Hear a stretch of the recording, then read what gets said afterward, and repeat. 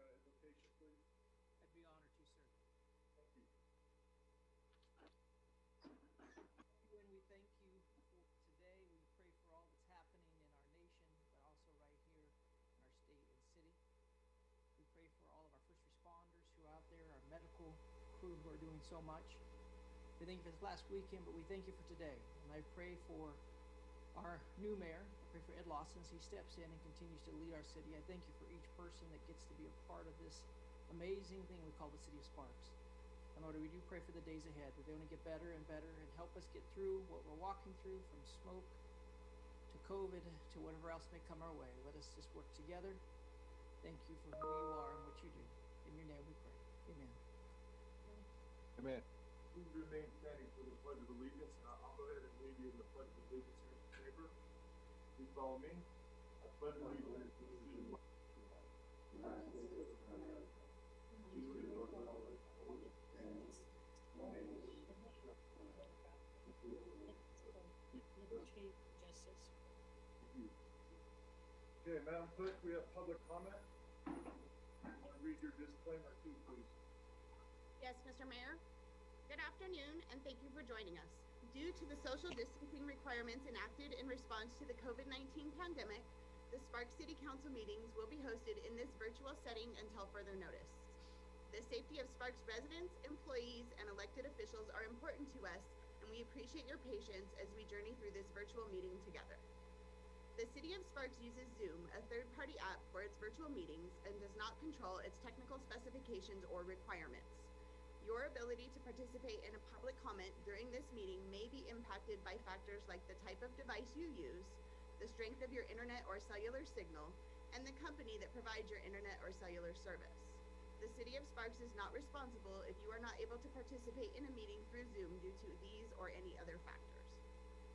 For those watching and listening from home, general public comment will be announced for items 4 and 12.1. If you wish to speak during general public comment, you will need to call in using the phone number or join via the meeting link provided on the City Council agenda. Public comment will not be permitted on social media outlets.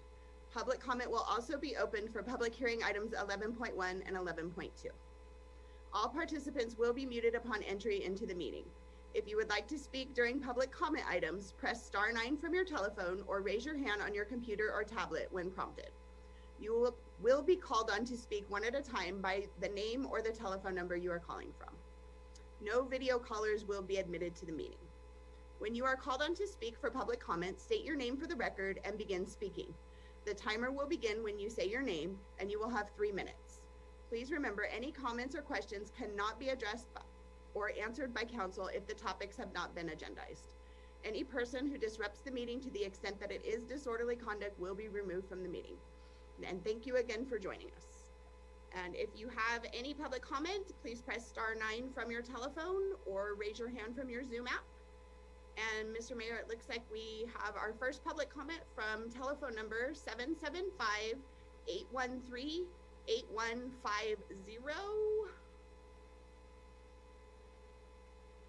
Please unmute your line and begin speaking.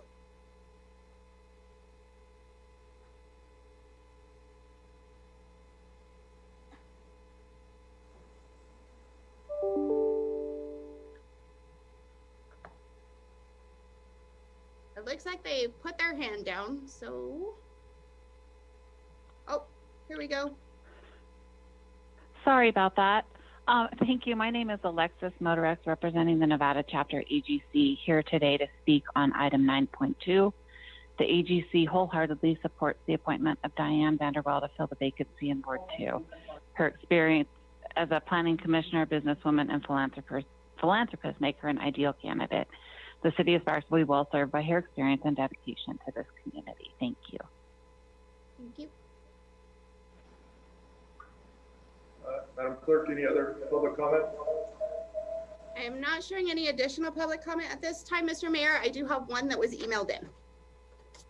Okay, we'll read that into the record. The email is from Rhonda Reigelsberger. I'm worried about all of the new home buildings going on in Sparks. Is anyone completing studies on the environmental impact and resource use that growth inevitably causes? Are we going to find ourselves lost in higher water, sewer, and landfill usage? I see where you are issuing more permits today. Please exercise due diligence in order to persevere and protect our resources. I have lived in Sparks all my life. Thank you. Thank you. Any other public comment? And I am showing no additional public comment at this time. All right, we'll close public comment at this moment. Let's move on to the agenda. Mr. Abbott, you wanted to move the agenda around a little bit?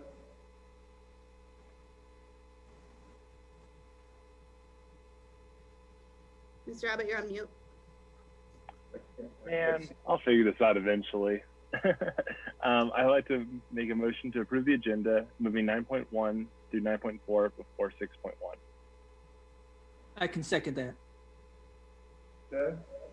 Any further discussion? All those in favor signify by saying aye. Aye. Aye. Opposed? Motion carries unanimously. All right, that brings us, we're gonna move on to 9.1. And this is administer the oath of office to the Mayor Pro Tem Ed Lawson and assume the office of Mayor in the City of Sparks. So Judge McCarthy, you and I.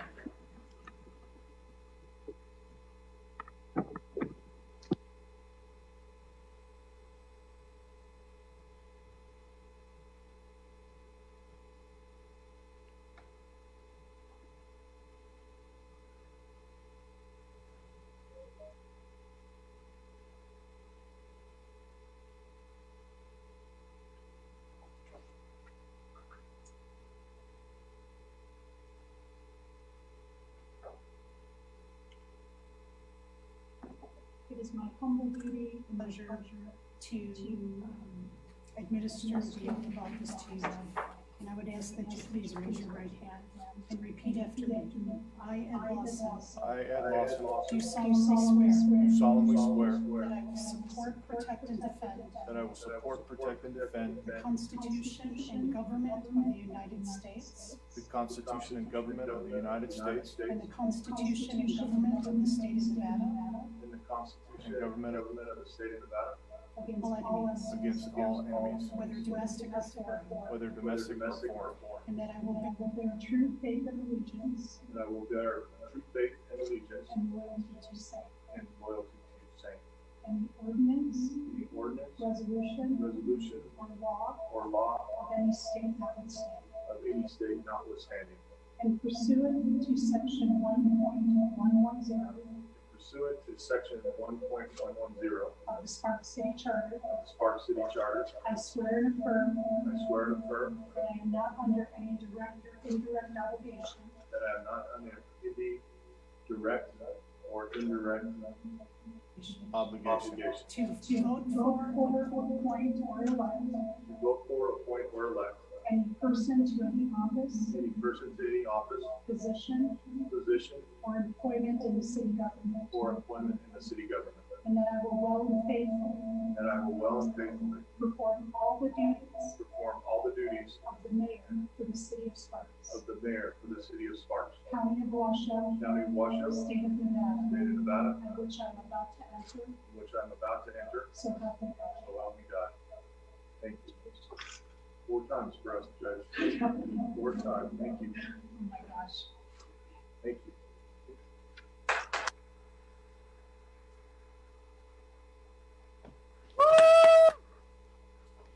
Congratulations. Thank you.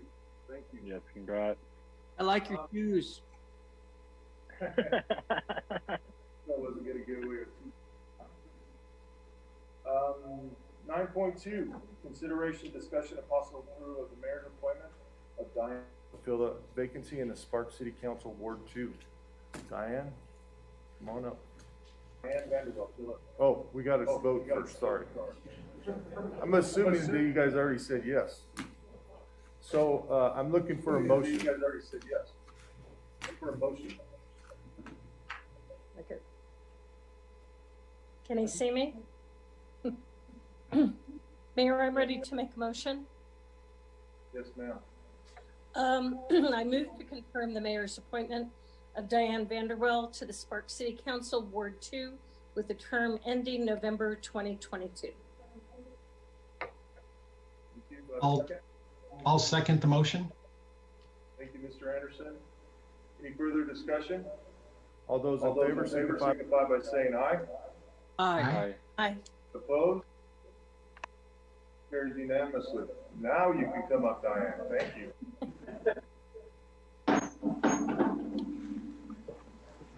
Let me just say, while Diane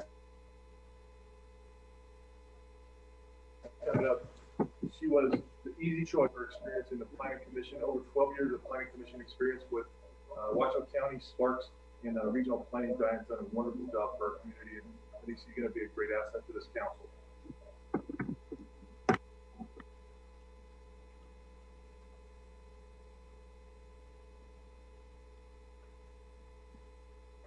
Anything, my pleasure. Please raise your right hand and repeat after me. I, Diane Vanderbilt.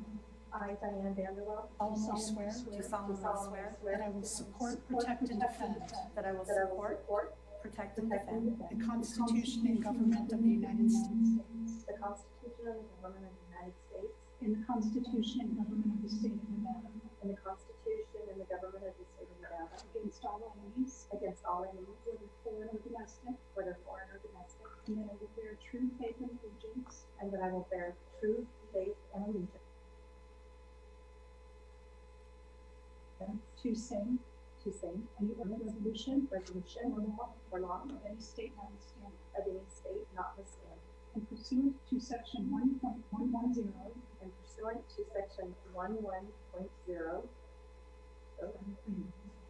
section 1.110 section 1.110 of the Spark City Charter, of the Spark City Charter, I swear and affirm I swear and affirm that I am not under any direct or indirect obligation that I am not under any direct or indirect obligation to vote for, to vote for, appoint, or elect any person to any office, or elect any person to any office, position, or employment position, or employment in the city government, in the city government, and that I will well and faithfully and that I will well and faithfully perform all the duties perform all the duties of council member of council member for the city of Sparks, for the city of Sparks, County of Washington, County of Washoe, State of Nevada, state of Nevada, in which I'm about to enter, of which I'm about to enter, so help me God. so help me God.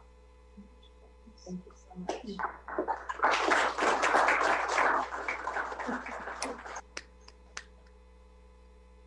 Okay. And the last part here is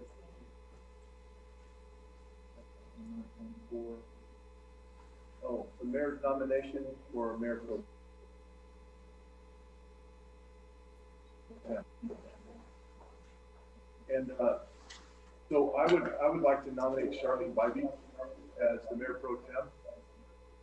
So I'm looking for a motion to either confirm or deny that.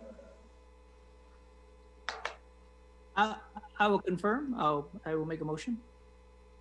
Thank you. Looking for a second. I'll second that. Mr. Anderson, for a second. Any further discussion? All those in favor signify by saying aye. Aye. Opposed? Motion carries unanimously. Thank you, guys. Thank you. I'm honored, Mr. Mayor. And Thank you'll you, do it. council.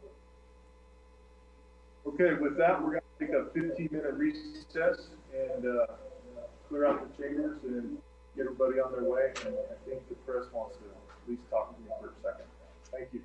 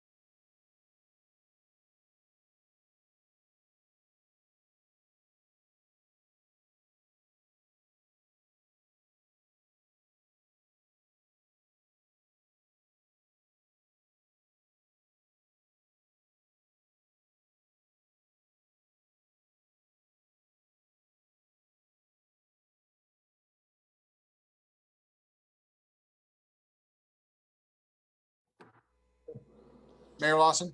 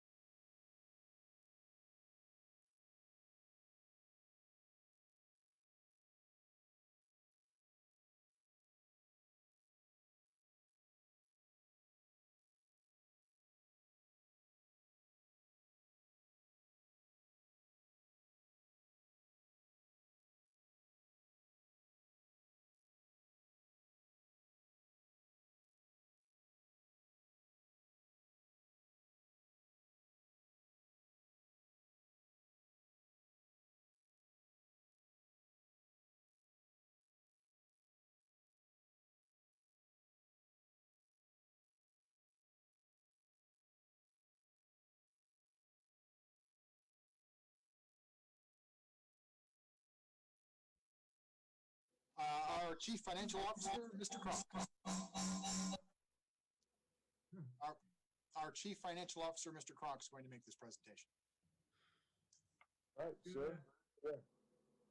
Good afternoon, Mayor Lawson and members of council. Before I start, I just wanted to offer my congratulations to our new mayor and congratulations also to our new councilwoman, Vanderwell. Welcome aboard. Welcome to the show. Not in the best circumstances, of course, but as we're mourning the loss of our beloved mayor, Ron Smith, at the same time, it was also an honor to witness the continuity of government right there. So I just wanted to say congratulations, and I'm going to share my screen here and make sure this works. Okay, can you all see that okay? Yes, sir. Okay, so again, my name is Jeff Kronk, and I'm your Chief Financial Officer, and I just wanted to give you a quick update, as I have been for the last several months. The first meeting of the month, I wanted to share just how we're progressing along in this COVID environment and kind of what our losses are and what our expectations are. So I'm going to keep my comments brief, but certainly if you have any questions, please interrupt me. Or stop me, but I only have about five slides I wanted to share today. This first one being a summary sheet, really this little bit of detail that we'll talk about here in the coming slides. But the expenses to date that we've incurred, and that's through August is our most latest report, is about $9.7 million. Our revenue, again, I'll break that down what that means, to date that we've lost is about $2.1 million for a total fiscal impact, and that's since March, being $11.8 million. So as we look forward, and just looking at our revenues, and again, I'll share this a little bit more detail, but our revenues projected for that 16-month period through fiscal 21, so through next year, we're looking at about $5 million. And I want to reserve a few comments on that because it's been quite an interesting difference that we've been seeing lately. So, but quickly, just on the expenses first, this is going to change every time I'm going to meet with you. But right now, we're looking at about 9.7 million of expenses that I've mentioned before that we've incurred through August, and that's broken down between citywide expenses that we've incurred individually, and then also regional expenses. And again, it's the regional expenses that will likely change the most as we go forward with this. The city expenses being nearly $8 million and the regional cost being 1.7 million. The large number that you see there in the city cost, about $7.9 million there, is our payroll expenses. And that's everything from, that's all inclusive. That's everything from the payroll of our employees who've been substantially dedicated to meeting the needs of this COVID, and also some of the mandated costs that we're required to pay related to the federal mandates and state mandates related to unemployment and sick leave and family medical leave and so on and so forth. Again, that's all related to COVID-19. On the regional expenses, these should look familiar to you. We've got regional incident management costs now that of about $600,000. But that number hasn't changed since last month I shared with you, and probably won't for a while because Washoe County is pursuing reimbursement through FEMA. So it's going to take us a little time to figure out how much FEMA is actually going to approve, and then we're going to use the CARES money to fund our 25% portion. Well, the city's portion of that 25% that FEMA does not pay. Those costs. So that is a little bit dependent upon FEMA's timeline. But I'm hopeful that that'll all get resolved by the end of this fall in time to use the CARES money. So we'll see how that plays out a little bit. Certainly a few things on here are on your agenda today, but it's things that you are well aware of. The food assistance that we're partnering with, delivering with Dignity. Also the rental assistance program that we're going to be partnering with the Reno Housing Authority. The delivering with Dignity, that's the full amount that we've allocated. If you recall the $100,000, that's the full amount. The rental assistance is on a 50% basis. So we have already cut them a check for $1 million and get them going on that, with the thinking that the next 50% will be submitted to them sometime before October 31st. Or sooner, depending on how that program plays out. Very similarly is the eviction mediation program, which is just getting underway with Imperium. And again, by contract, we started by sending them the first 50% of that money, or $42,500. The rest of the 50% of it will be submitted to them, again, in a similar case as that program is used. So all told, that comes up to $9.7 million, and we're really just kind of getting into this, starting this. If you recall, our full CARES Act allocation is what we're expecting all these expenses to be paid from. Our allocation was just under $19.2 million, and I'm happy to report that we've actually got the cash now. The state has submitted that money to us in its entirety. So we've got the cash in hand. Now we're really ready to rock and roll and get these monies moving. So unless you had any questions, I was going to move on to the projected losses on the revenues and spend a little time on that, because honestly, it's a little bit interesting here. But again, please just stop me and let me know if you have any questions on any of this. So our revenue losses has been honestly quite difficult to determine. So as it stands right now, we're looking at about $2.1 million.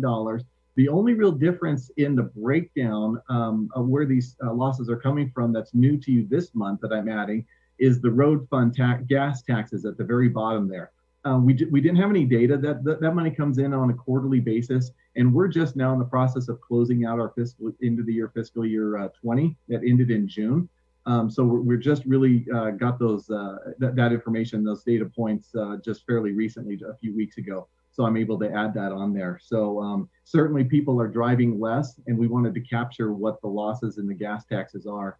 But other than that, the breakdown is pretty similar to what I've shared with you before. The big difference being C-tax, which is ultimately sales taxes, primarily sales taxes, I'll put it that way. And I don't want to spend a whole lot of time on this and maybe steal some of the thunder from, I believe Mr. Kazmierski is here with us today, and he's going to be sharing some things on our economy. So I don't want to steal some of his thunder, but it's very interesting to see what's going on with taxable sales.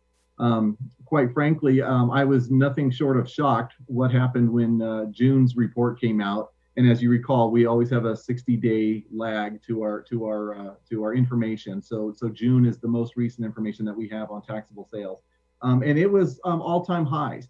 So our receipts were up about 12.4% compared to the previous June, and that was driven mostly by the taxable sales that were in Washoe County that were driven, or that were up 13.3%. So that's nothing short of remarkable. honestly. And you really see it here on this chart, where you see this little spike up. So this chart, what I'm looking at here is the blue is everything that happened up until COVID happened in March. And then this blue dotted line is really what our projections were at the time of how CTAX was going to play out.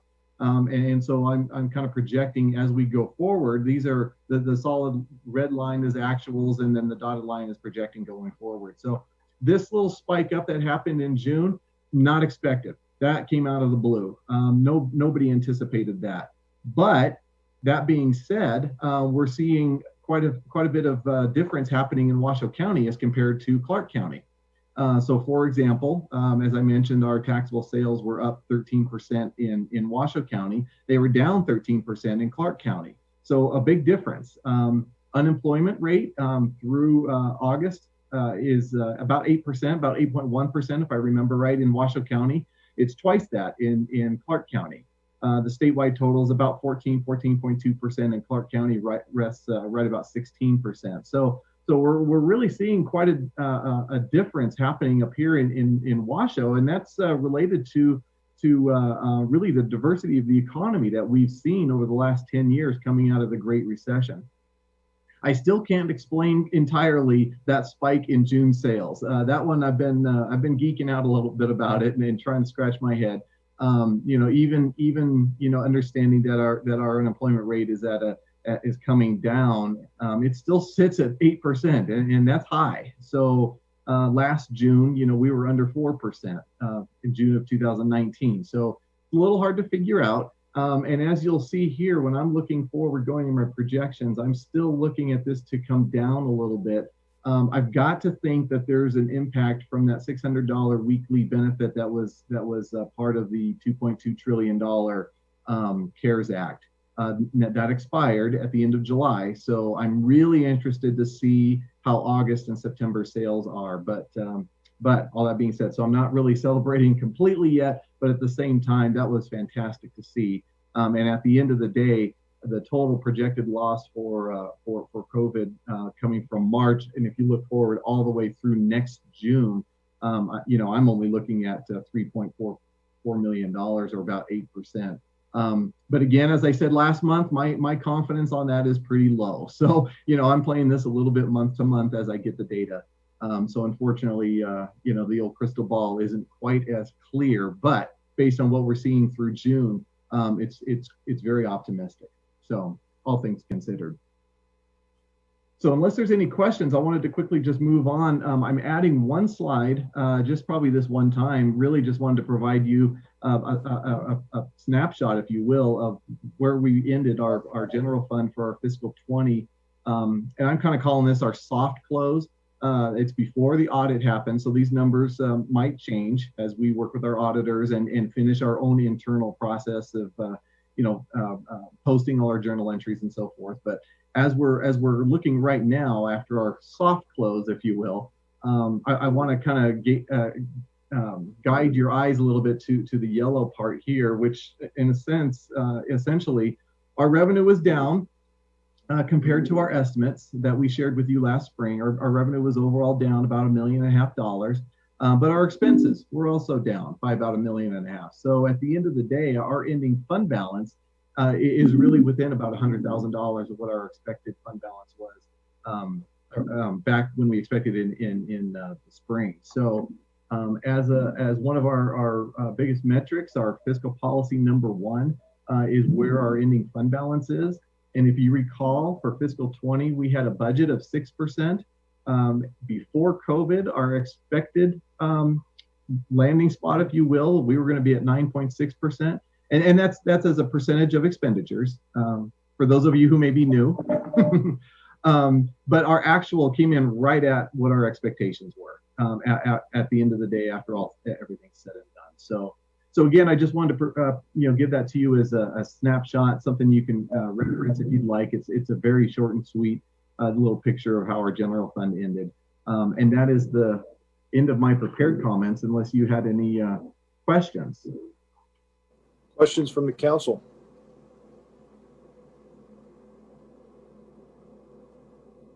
I can't see anyone, so you're just going to have to speak up. It's Christopher. Just real quick, Jeff, I just want to say it's always good to see this. It is pretty remarkable that we are even where we're at. So that's, I won't celebrate yet either because there's a lot of moving parts. So in looking at this, our revenue casting forward, are we just trying to anticipate between Christmas and things what we think? Is that how we get to where we're going? And we just kind of guesstimate in that fashion? I mean, is there any other potential moving parts from anything else that we're thinking? There's a lot of moving parts. So, I've got quite an extensive model that looks at a lot of different things. And honestly, one of the things I try to factor in is consumer psyche. And consumer is a funny beast to figure out. For example, when I was looking at the June reports, I look at seasonality and I look at the different categories of taxable sales. And what struck me as the most remarkable was the strength across the board. So I expected to see maybe little pockets here and there of where people, like online sales, for example, that's off the charts high. That's upwards around 200% high. I expected that. That's not unexpected. But what was unexpected is the across the board strength. Manufacturing was up, construction was up, durable goods were up, auto sales were significantly up. Auto registration was up about a third in June, which was remarkable if you think about that. The real property transfer tax was up. Going back to the taxable sales, the only thing that was really down, and not unexpectedly so, is eating and drinking places. They were still down and struggling by about 20%. So as I look forward, I look at those different categories, and the seasonality, and try to gauge what to expect. That's why, as I'm looking forward, I'm looking at this maybe coming back down a little bit as we get into the August, September, October period, as the stimulus kind of wears off a little bit. And then I'm expecting December will come back up because honestly, the consumer, if they don't spend, they will explode. So it's just how people are. So, I still expect we'll have a decent holiday, but leading up to that, maybe it's a little soft. And you know what? That's what it looks like right now. Ask me in a month and that can change completely. So this is a funny time that we're in. So I guess the long answer to your question is that I really look at the different categories, the different industries, and the different seasonality, and try to factor in some of the external factors, if you will, like stimulus and things like that. So I hope that answered your question. Yeah, thank you. Mayor Lawson, I have a question for Jeff. Any other questions? Well, anything on this? Yeah, Mayor Lawson, I do have a question for him. Please. Can you guys hear me? Yes. Yes. Okay. So Jeff, as we look forward to January 1st, we've received our CARES Act funding. It's supposed to be spent by the end of December.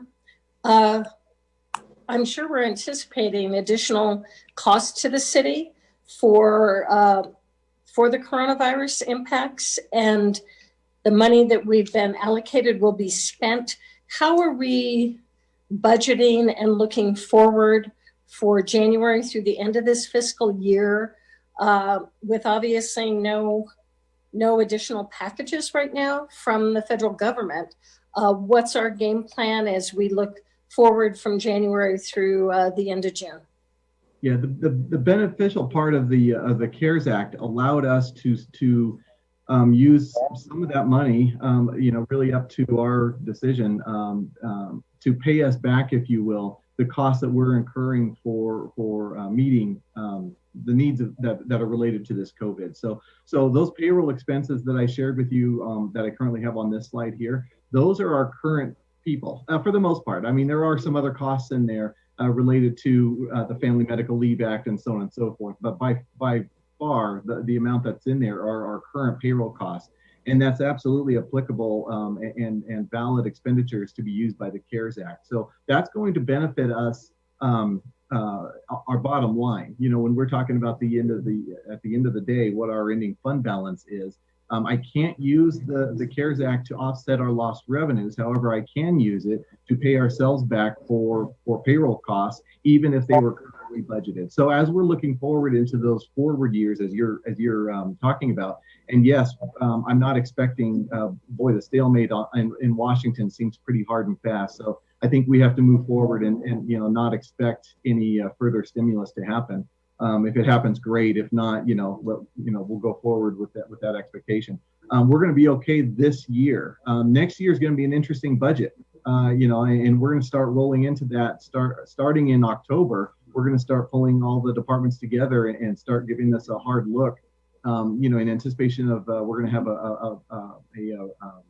a budget workshop, I hope, maybe in person. We'll see how that all works out, but we're expecting to still have a budget workshop in February, and we'll share more information on that. But as it plays out for this fiscal year, our bottom line should be okay, and we should be in a strong position as we're entering into fiscal 22. The benefit of having the revenues come in stronger than anticipated, honestly, is that we didn't have to use some of our other mitigating factors. Like we didn't have to draw down our stabilization fund, at least not yet. We didn't have to tap into our contingency budget and some of those things that we've set up for policy. So we should be in a fairly strong position, at least as we enter into fiscal 22. So just a clarification, those payroll costs, are those for the full 16 or the full year, the full 16 months, not just from March through December? Nope, that is actually just March through August. And again, a portion of that is related to costs that we had to pay through what was it called? The Family CARES Act that we had to do for Family Medical Leave Act and sick leave that were related to COVID-19. But by far the existing payroll expenses is our police officers. So our city manager, as part of the process, the chief executive has to deem which people within the organization have been tasked, if you will, to be substantially dedicated to meeting the needs of COVID-19. And for us, that designation was our police officers and police sergeants. So anybody with those titles are currently being funded through the CARES Act fund. Okay, thank you. I appreciate clarification. Absolutely. All right, any other questions? Okay, seeing none, we'll move on to item 7.2, annual update from Mike Kazmierski, President of the Economic Development Authority of Western Nevada. Where is Mr. Mike? I don't see him. He's on his way over. Should be coming up here soon. Looks like he's coming in now. I can see my name, but I can't see my face. We can't see your face either, Mike. See if that works. Okay. There you go. There we go. Perfect. Well, thanks, Jeff, for the warm-up. Appreciate it. And Mayor Lawson, council members, thank you for your time today. And congratulations, Mayor Lawson, Councilmember Vanderwall, and our Mayor Pro Tem, Bobby, for stepping up and taking over in the new positions. It's unfortunate, obviously passing off my condolences and Edon's for the loss of Mayor Smith. So with that said, you've seen many of these slides before, and do I bring them up? City Clerk, do I bring them up, or are you going to bring them up? If you are able to share your screen, you can. If not, we can do that for you. Yeah, I can do that. No problem. Let me pull them up right now.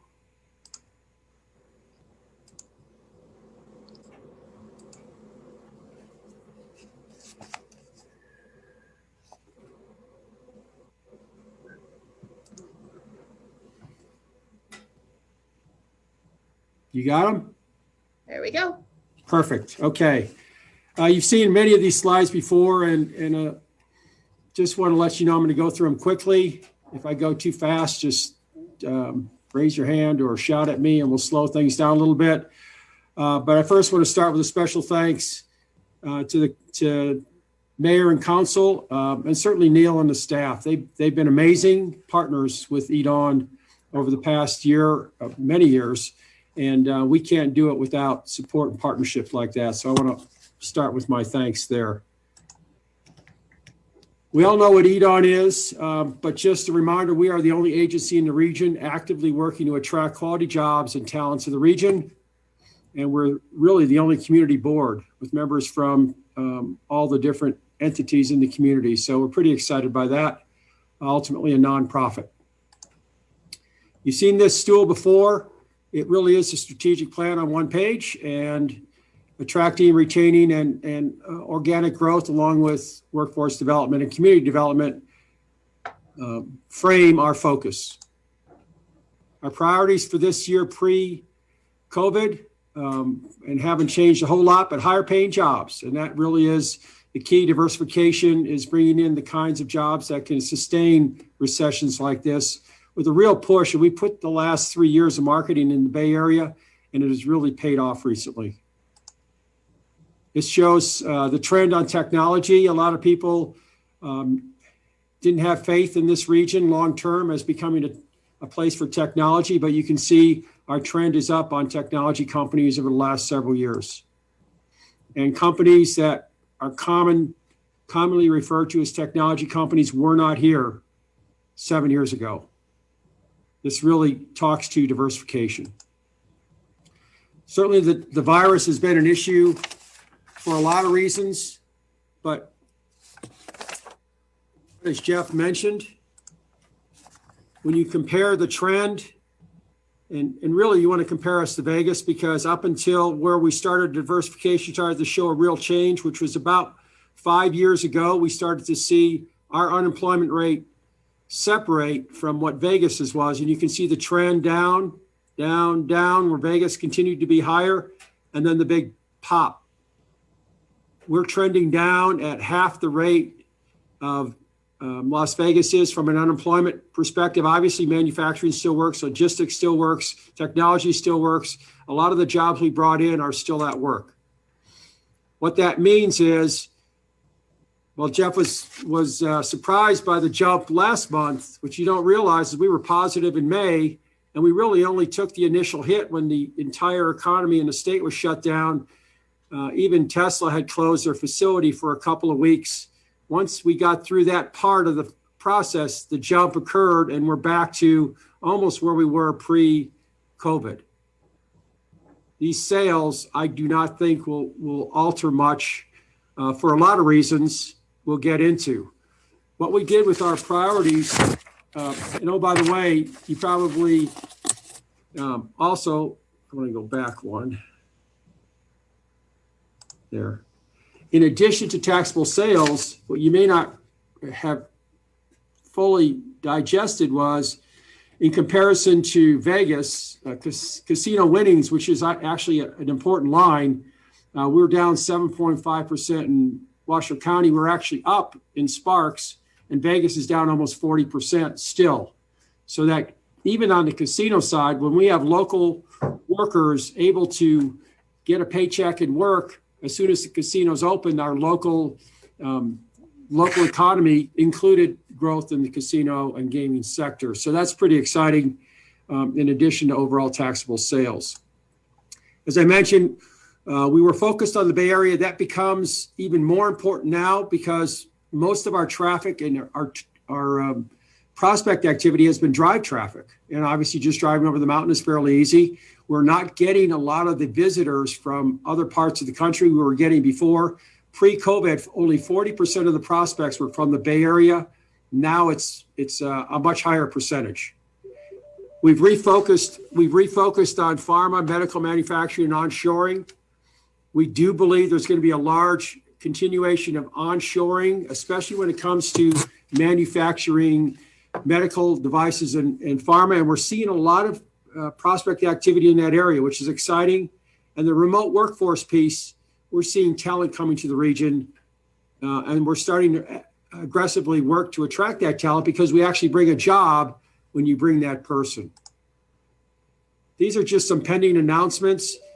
It's interesting to see where we're actually seeing more activity now, which is hard to believe, than pre-COVID. And these are all companies that have announced that they are coming to the region. So we're looking at over 2,000 jobs in 3 corporate headquarters, which is, the lion's share of a year's worth of work. And we're expecting this in the next 6 months. In addition, the pipeline is quite full, almost 4,000 jobs, 12 headquarters, and manufacturing and technology continue to be a big part of that. And what's especially important is we've been working with certain consultants to help us link to companies looking at relocation. And last month, we had 42 new leads and projects. The most we normally have in a month is about 15 to 20.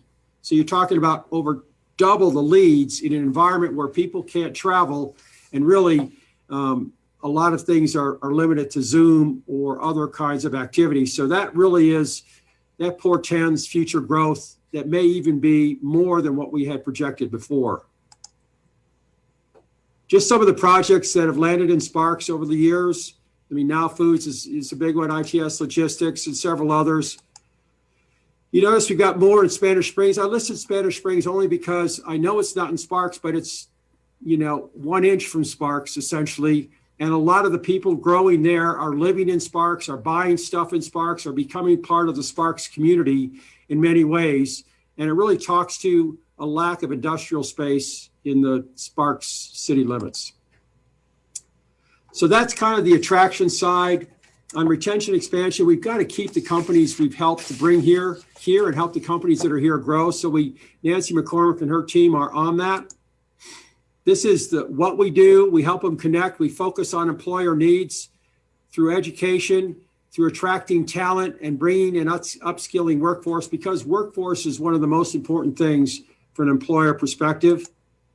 And then this is how we do it. It's really through working with all of the partners. I mean, we have a small staff here, but there are literally hundreds of people working on workforce development, workforce training, and we try to integrate and support those efforts so that they're more coordinated.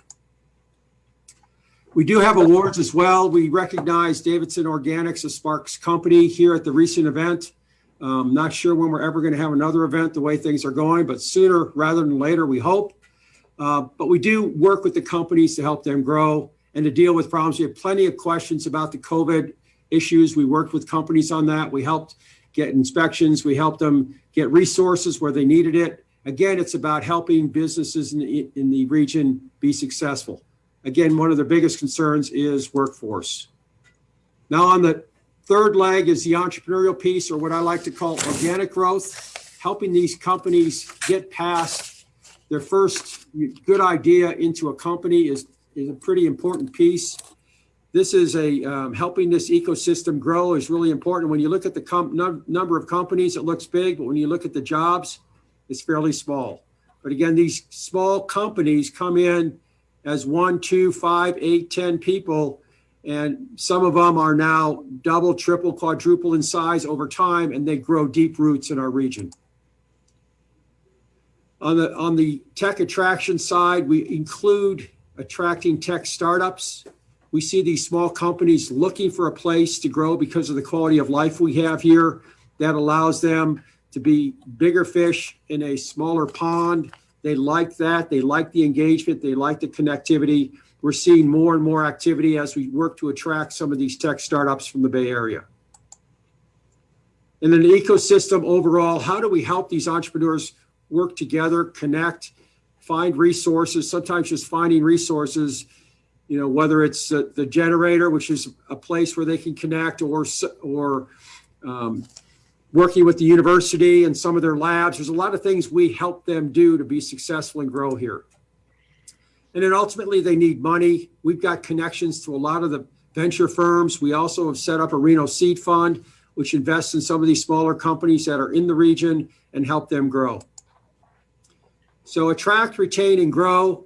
We talked about workforce development. The last piece is community development. We certainly, as a region, have some challenges. You're all aware of these and many, many more. Probably housing, affordable housing is one we list as one of the top concerns. Just hitting the record housing price here this last week at $460,000. A little lower in Sparks, thankfully, but not low enough. I mean, someone that's just making $50,000, $60,000 a year cannot buy a house now. And so what do? They have to go into apartments. So you see where the multifamily is going now. This was pre-recession. You see where most of the people were living in housing, and we had some multifamily coming online. Now we're starting to have the screen here are condos, condo living and townhouses. but the bulk of our new growth is in apartments because you can see where housing is. We're just not building enough housing, and the ones we're building are pretty darn expensive. So when it comes to housing and challenges in the region, land is a big deal, and that's why the lands bill is so important. It's something we have pushed on aggressively. We believe in strongly. We're part of the coalition. We try to engage wherever we can. We're helping this grow, but it solves a couple of problems. The first being land. Obviously, land in the area allows for land for industrial, which would be great for Sparks, and also housing, which then we could bring on more housing and keep the housing prices in check. But it also provides connectivity to the Gigafactory here and to some of our other growth areas north, Reno, so that you don't have to deal with the one main artery out of Spanish Springs and into the downtown area, which is very congested when traffic is heavy. So we think this is part of the long-range plan, and the sooner we can get this done, the better. Some of the initiatives we've worked on, community initiatives, obviously working and leading the school infrastructure piece on WC1 was very important. Regional trails, we're about to roll out a regional trails plan, which we've worked on for 4 years. The Eddie House is something we worked on. That's a homeless youth training facility, up and running and really successful. And the regional lands bill we have very high on our priorities going forward. Just some of the things we've touched on.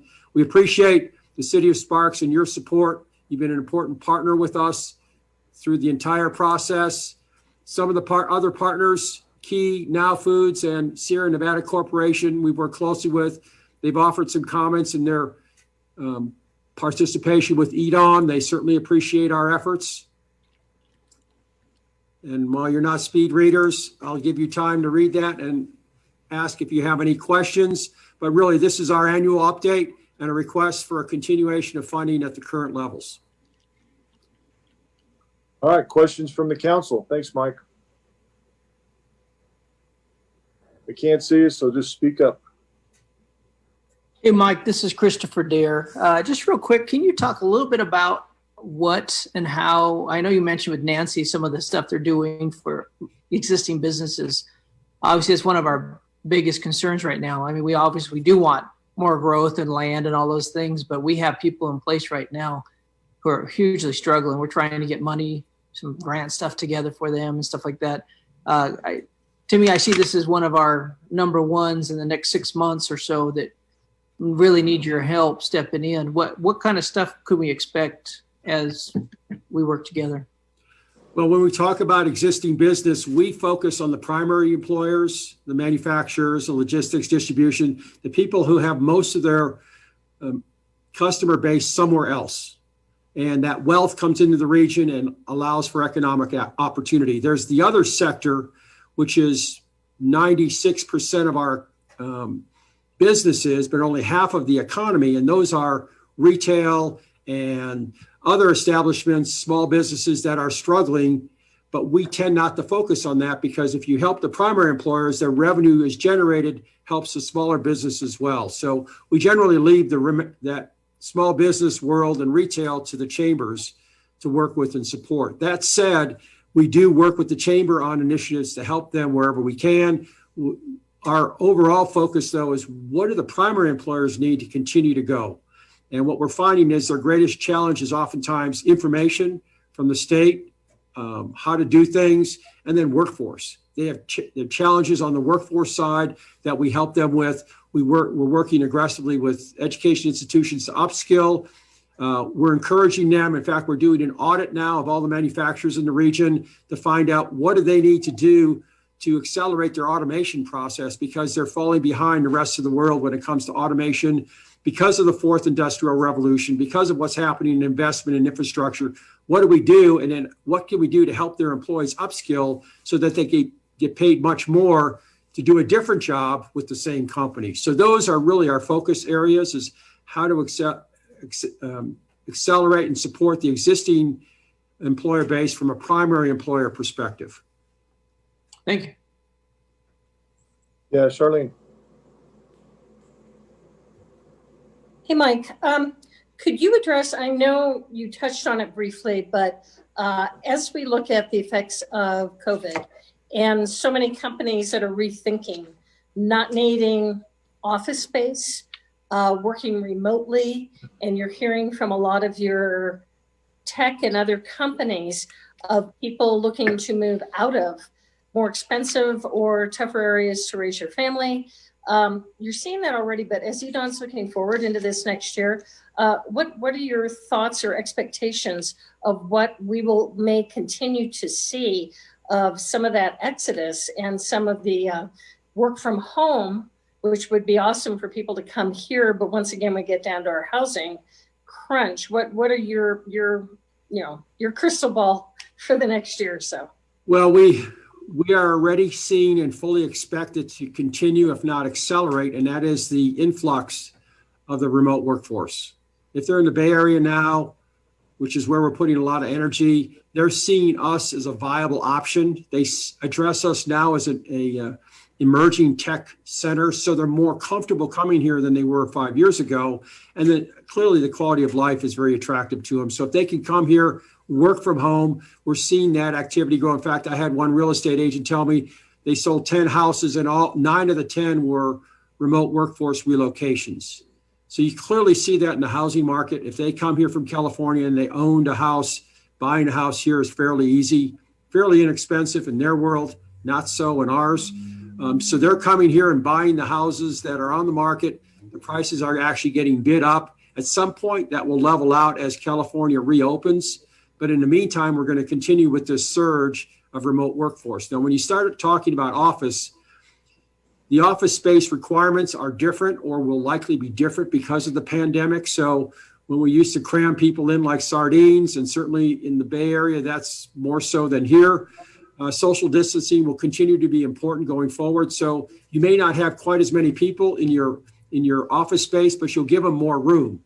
So we don't expect a plunge in the demand for office. In fact, we're at record lows right now for both office and industrial from a vacancy rate perspective. So it may level, it may go up for a while, but we continue to see that growth. When you look at those companies coming in, 13 to 15 new headquarters, that's all office. And so we see more and more growth in our region from an office perspective. They may backfill some of the space, but in all honesty, the companies that are coming in here are looking for true Class A, and we don't have a lot of that. So when we start to bring some of that online, I think you'll see that fill up pretty quickly. Thank you. Anybody else? A quick one, Ed. Yes. Grab it. Hey, Mike, just on the PowerPoint, all those prior Sparks businesses were from the beginning of EDON, correct? Last 6 years. Okay. Cool. That's all I needed. Thank you. Okay. All right. Well, if there's no other questions, thank you, Mike. Appreciate it as always. It's good to hear Thank you, from Mayor you. Lawson, and congratulations again. It's bittersweet, but thank you. We will be talking about the land spill in the coming months here. Yes. All right, let's move on then to item 8, consent items. Anyone wishing to pull a consent item or looking for a motion? Anybody? Move to approve consent items 8.1 and 8.2. I second. Okay, we got a motion from Mr. Anderson, a second by Mr. Dare. All those in favor signify by saying aye. Aye.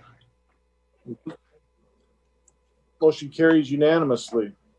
All right, moving on to 9.5, consideration, discussion, and possible approval of the mayor's recommendation to the Civil Service Commission for a 3-year term ending in 6/30/23 from the following pool of applicants: Jeffrey Herron and Justin Shore.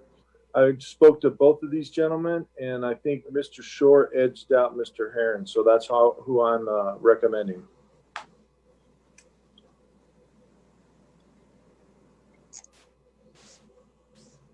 So I'm looking for a motion. I'll move to approve. Mr. Dare. I move to approve Of the Jeff. mayor's choice, and I was going to give his name. What's his name again? Justin Shore. Justin Shore. Thank you. Yes. And who gave me the second? Abbott. Mr. Abbott. We've got a motion and a second. Any further discussion? All those in favor signify by saying aye. Aye. Aye. Aye. Opposed? Motion carries unanimously. Thank you. 9.6, consideration, discussion, and possible approval of the building official's recommendation to the Building Code Board of Appeals for two appointments. There's a lot of twos in there, Martini. With terms ending in 9/30 of 22 from the following list of applicants: Brett McElhaney and Matthew Myers. Thank you, Mayor Lawson, members of the council. John Martini, your Assistant City Manager for External Services. There are a lot of twos in there. Before you today for you to consider the building official's recommendation to fill a couple of open or expiring slots we have on our Building Code Board of Appeals. As you will recall, the Building Code Board of Appeals is made up of a group of experts in various fields, such that if we ever had an appeal to a decision made by our building official working under the codes we've adopted, that this independent board could hear it and render an opinion as to the appeal, either in support of the building official or in support of the appellant. The two positions that we have open or coming up to be open, one is for a structural civil engineer, and the other is for a mechanical engineer or a mechanical plumbing contractor with at least 10 years of experience. Mark Miranda, our building official, is recommending that Brett McElhaney fill the role of our structural engineer on the board, and that Matthew Myers fill the role of the mechanical engineer vacancy. Both are current board members and wish to remain on the board. Staff is recommending your approval, and if you have any questions, I'll be happy to take them. Questions from the council? Not, I'm looking for a motion. Mr. Anderson, you look like you want to say something. Move to approve the building official's recommendation to reappoint or to appoint Brett McElhaney and Matthew Myers to the Building Code Board of Appeals with terms ending September 30th, 2022. I'm looking for a second. Mr. Abbott? I'll second it. You look like you were going to second it. I was Any tempted. further discussion? All right, seeing none. All those in favor signify by saying aye. Aye. Aye. Aye. Opposed? Motion carries unanimously. Congratulations, gentlemen. Thank you, John. Thank you, Mr. Mayor. 9.7, presentation, discussion, and possible approval of a complement change in management services to add human resource analyst 1-2 position effective the first pay period after approval. Mindy, you're going to talk to us about this. Yeah, good afternoon, Mayor Lawson and the members of the City Council. Mindy Falk, Human Resources Director. For your consideration today is a complement change in the Management Services Department, specifically adding a Human Resources Analyst to the Human Resources Department employee complement. In January's annual meeting, I came before you and discussed the challenges facing the Human Resources Department, which I included increased numbers of employee relations and the need to use data to make decisions. I also said at that time that about 72% of human resources staff time was dedicated to operational day-to-day activities. In the past year, Human Resources has hired 54 regular full-time employees and 42 have left employment, the majority due to retirements. In addition, 37 employees were promoted to new roles. This means we've had a lot of new staff and a lot of new leadership who naturally would need support from the Human Resources Department. Coupled with this, Human Resources has seen increased employee relations due in part to COVID-19 and the new leave laws associated with it, and also the national spotlight on diversity. In the past, employee relations has been a smaller portion of our division's workload, and the division was able to spread it amongst our analysts. Now it's taking a greater portion of the analyst's time and taking away from our other functional responsibilities like recruiting, our self-insured our self-insured programs, and our class and comp, resulting in the daily operations taking closer to 85% of HR's time. For these reasons, we are asking you to add an HR analyst 1-2 to our complement. This financial impact for this fiscal year will be $105,660. And with that, I can answer any questions. Questions from the council?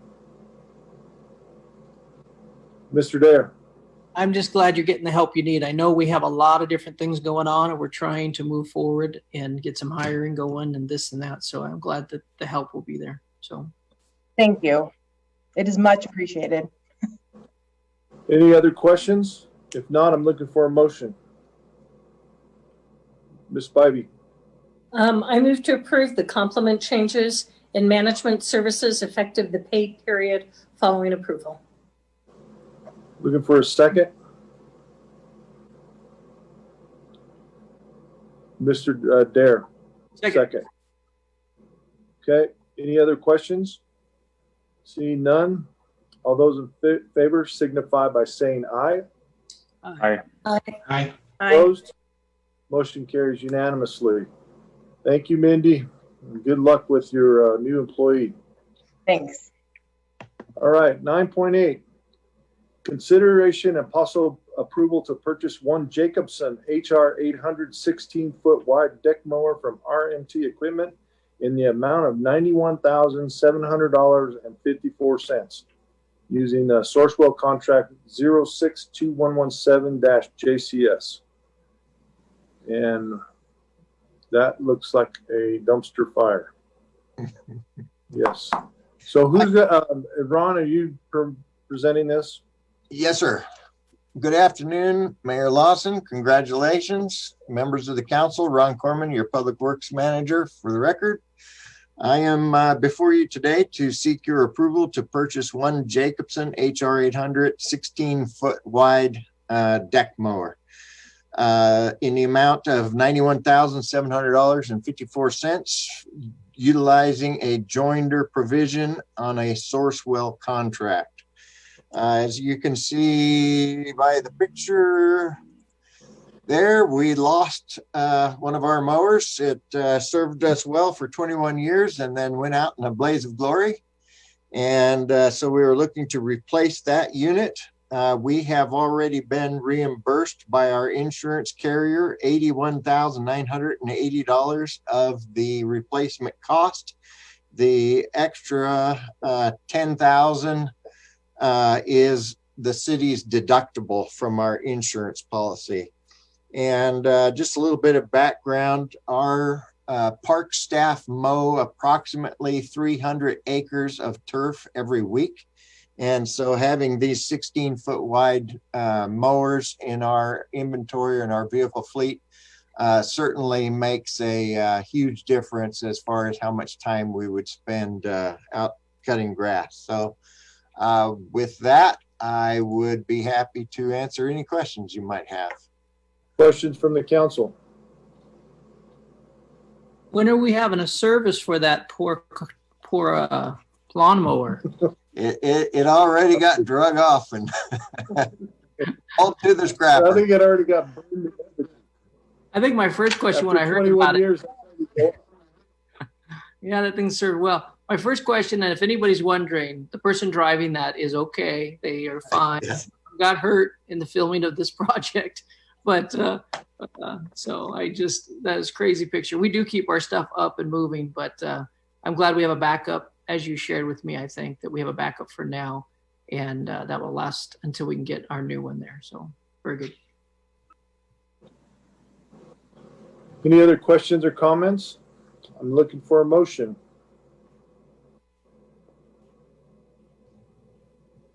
Mr. Dare, you got to unmute yourself. I'm working on it. You know, it's hard to go from here and then also get down to the thing. So I'm ready to read.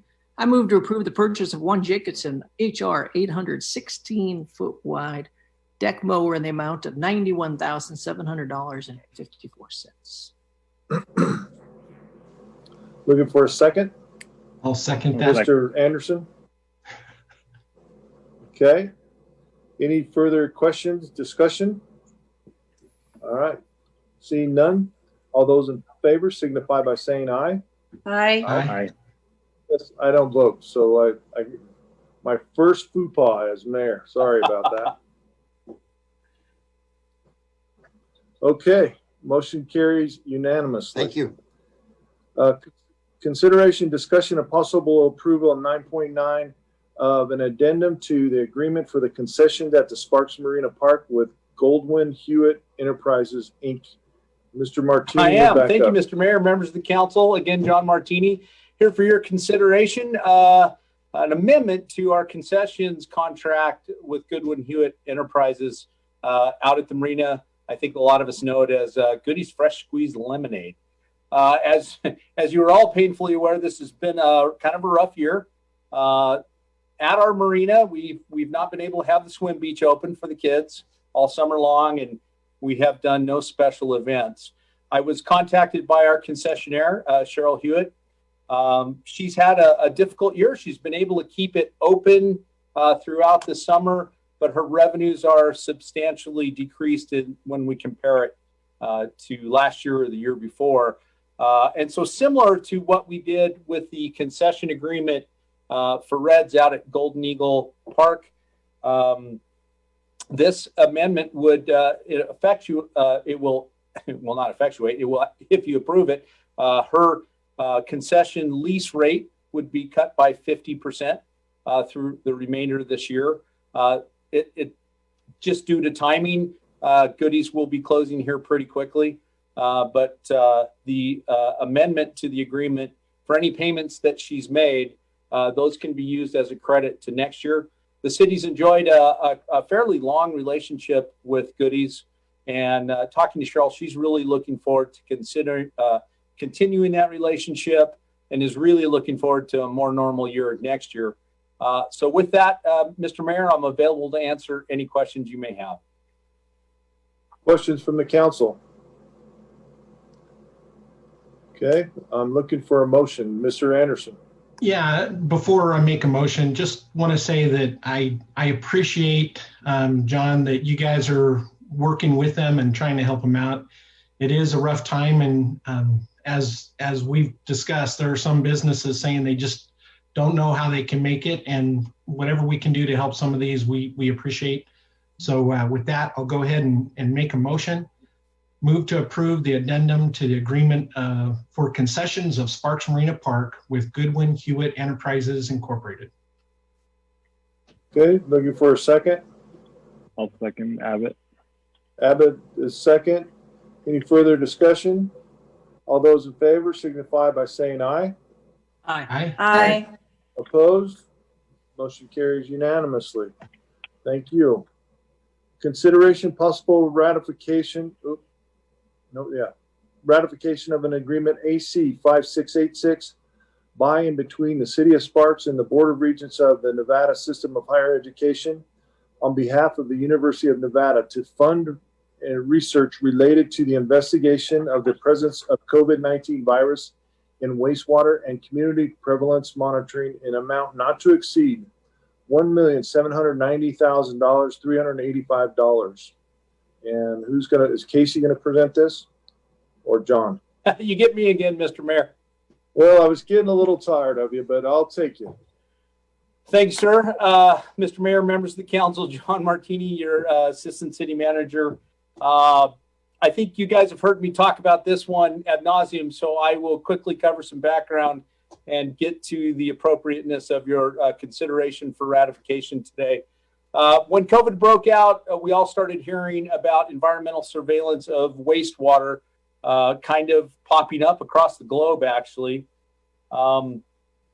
We reached out to our, since we are an affiliate of the Nevada Water Innovations Institute, we reached out to UNR to ask them if this is something we could do here locally for our community. We talked to Dr. Krishna Pagila, who heads up ENWI, and he was able to get us a scope of work fairly quickly and start really helping us understand what this kind of environmental surveillance of wastewater could do for us. In a nutshell, and fortuitously, we started taking samples of wastewater back in late March and early April at Tumworth, and we've had those frozen ever since. They're preserved for testing. The wastewater will be tested and investigated for the presence of a marker that is unique to this virus. From that data, the other researchers up at UNR will be able to build a model for our community that will help us gauge how prevalent the virus is inside of our population. This will be very handy for a couple of reasons. One, since we're about to enter into our kind of normal cough and flu and cold season, we can look to see if the rate of infection goes up through the wastewater testing. And what's good about that is our bodies shed the marker for the virus about 14 days before we may start showing signs and seek medical attention, or what I call physical testing for the virus. So that's kind of a canary in the coal mine. We'll be a little bit ahead of it. So we'd be able to say, hey, the data in the wastewater is showing that we're on the rise, or vice versa. We may see it start to fall, which would be good news. And that will also help us in looking at the data and thinking about how to get more businesses open. Could help us shape how to get back towards what we'll call a normal life, if there is going to be one after this pandemic.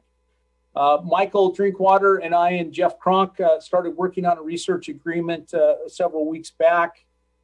We came to a place where we were satisfied with the agreement and the terms of the agreement.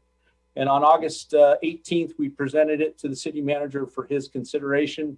Under the emergency powers that are granted to the city manager during this time, Neil decided to sign the research agreement on August 19th, and we forwarded it off to UNR.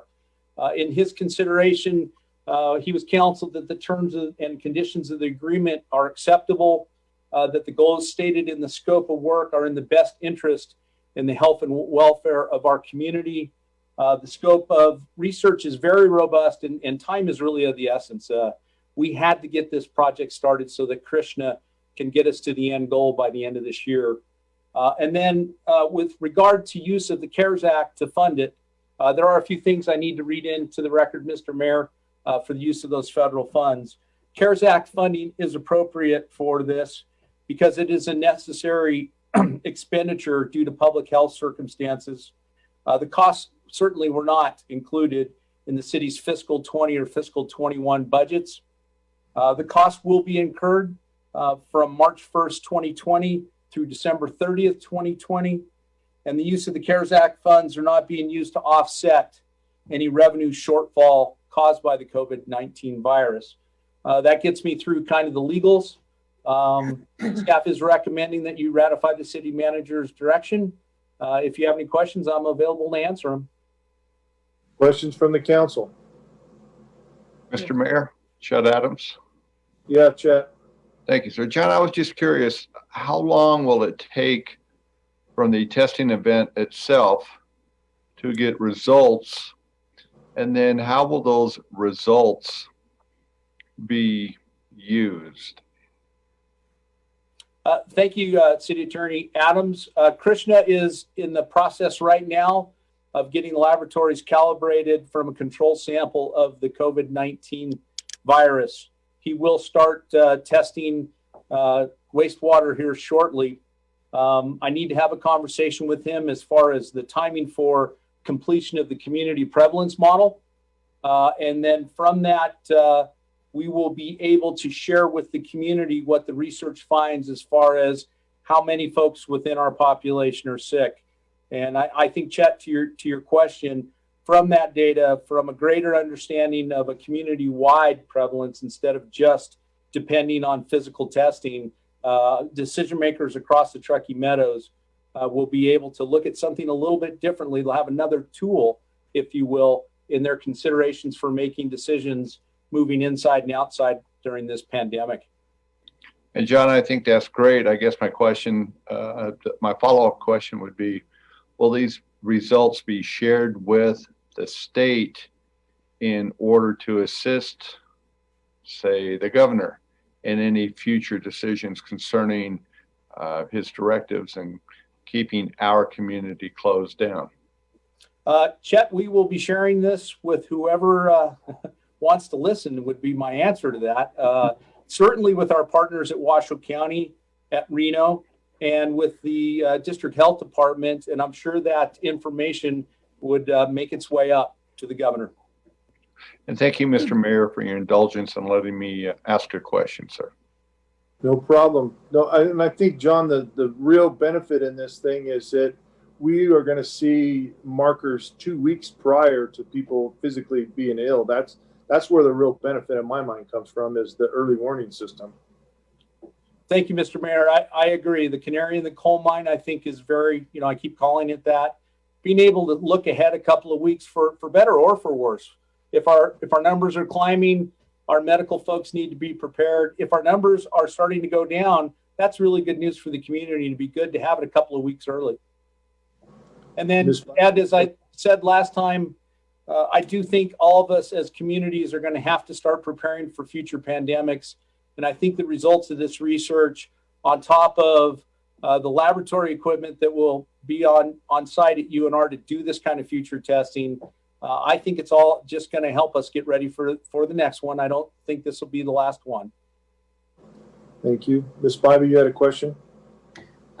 Yes, thank you, Mr. Mayor. I just wanted to say how critical I think the value of this can be. Early warning system, but also more data. And as we're trying to collect more data, which we've to make decisions for our businesses, for our schools, for City Hall, for our operations, the more data we have, the better we can make decisions to keep people safe, to know, like you said, whether the numbers are higher or lower. It gives us valuable information to help us make decisions across the board in our region and in our state and really in the country. And I know that they're doing this kind of testing in other parts of the country. They're finding it as just one more tool in the toolkit that we can look at, along with Truckee Meadow Regional Planning Agency and the risk meter that they have. All of that data that we can assemble can help all of us keep our community safe and keep our businesses opened or reopened. And I think the value of that just can't be understated. And excited because the Water Innovation Institute has been doing just so many incredible things that this is just one more value of our partnership. And I'm ready to make a motion, Mr. Mayor, if you're ready for me to make one. Mr. Mayor, do you have a question? Christopher? You're muted, Christopher. You got to unmute yourself. I'm going after Donald's. Okay. I did some reading on this a little bit, just we were doing some interviews, and it's amazing. If you go on, I got to read a whole article how Arizona State University used this, and it quickly gave them some pointers to go to. And it's just important to any of our constituents to look and make sure they see. And I think Charlene hinted toward it. This isn't a trial run that we're just trying to experiment on something and see if it works. We know this works. We have studies behind this. It's across in different states, and it's actually in different countries as well who are using this. It's really exciting to have some of that accountability to some of the stats, because we know that a lot of people have questions about stats here and there, and they can be used in many ways. But when it comes to this particular thing, they are what they are. So it takes some of the human element out. So it is very exciting. So let that be said, but it's been used and it's great. Okay, Mr. Kreutz. Thank you, Mayor Lawson. I want to follow up on a couple of things that Assistant Manager Martini said. And the first is really related to the speed at which we're trying to get this done so that we can comply with the requirements under which we can spend these CARES Act dollars essentially before December 30th. In the name of speed, yes, we are moving forward on behalf of our entire community. And it was on that basis that I was willing to sign that $1.8 million contract. That did not come in a vacuum. We shared that information with our partners, both at Reno and Washoe County. And very much like we're talking about on the homeless front, where we have a verbal agreement at this point in time, I have the same kind of verbal agreement from Reno and Washoe County to carry part of this expenditure as well. So while this $1.8 million will come out of our pocket, so to speak, it is buying us credit, if you will, on some of the other regional expenses like homelessness, so that it will all come out in the wash. We're all getting CARES money. I do want to take a small tangent here for a second and point out that of the 29 entities that the state granted CARES Act dollars to through this process. We are the third to get our 100% of the allotment delivered to us. So we're on the ball, and Jeff and his staff are to be congratulated for that. But end of tangent. I signed this $1.8 million contract here seeking your ratification, and our partners are going to help make us whole on the backside with some other regional expenses. Thank you. Any other questions? If not, Ms. Bobby, we're ready for a motion. Okay. I move to ratify the agreement AC 5686 by and between the City of Sparks and the Board of Regents of the Nevada System of Higher Education on behalf of the University of Nevada, Reno, to fund research related to the presence of the COVID-19 virus in wastewater and community prevalence monitoring in an amount not to exceed $1,790,385.00. End of motion. I'm looking for a second. I'll second Abbott. Second by Mr. Abbott. Any further discussion? Seeing none, all those in favor signify by saying aye. Aye. Aye. Opposed? Motion carries unanimously. Thank you, John. Thank you, Neil. This is going to be a great program and a way to really help our community out. 9.11, consideration and possible ratification of an agreement AC 5687 for a grant award from the City of Sparks to the Moonridge Foundation for the Delivering with Dignity Reno Sparks program in the amount of $100,000. Is John again or Neil? You get me again, Mr. Mayor. We'll take you all day long. All right, well, I'll sort of be here all day long, so thank you. Again, for the record, John Martini, your Assistant City Manager for External Services. As you read into the title, this is again a ratification of a grant award, actually, this time, that the City Manager did just a few weeks ago. The Delivering with Dignity program is pretty neat. I think it's an innovative program being done through the United Way of Northern Nevada. The Moonridge Foundation that we actually granted the award to is handling their grants work. The program in a nutshell will provide our $100,000 grant will provide about 15,000 meals to people in our community who have been affected by the COVID virus. And those meals are being created at a local caterer here in Sparks. So it will also help to preserve 4 jobs here in our local in Sparks's economy. I worked with the Moonridge Foundation. Jeff Kronk and I reviewed the terms of the grant award. We found them acceptable. We presented them to the city manager for his consideration. And on August 26th, Neil did authorize the grant award. In considering the grant award, Neil was, excuse me, Jeff and I let Neil know that the terms and conditions of the grant were acceptable. The goals of this program certainly are needed services in this time and are in the best interest of our community. The services are needed now, so time again was of the essence. And then again, for the record, the use of the CARES Act money is appropriate because this is a necessary expenditure due to the public health emergency. The costs were certainly not accounted for in our fiscal 20 or fiscal 21 budgets. The costs will be incurred between March 1st of 2020 and December 30th of this year. And the use of CARES Act funds are not being used to offset any revenue shortfall within the city. With that, I think, Lisa, did Michael Brazier join us from the United Way? Got him right here. Let me bring him over.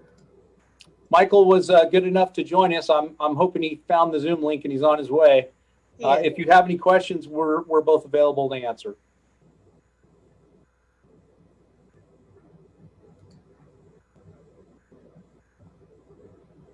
I think I see Michael coming now.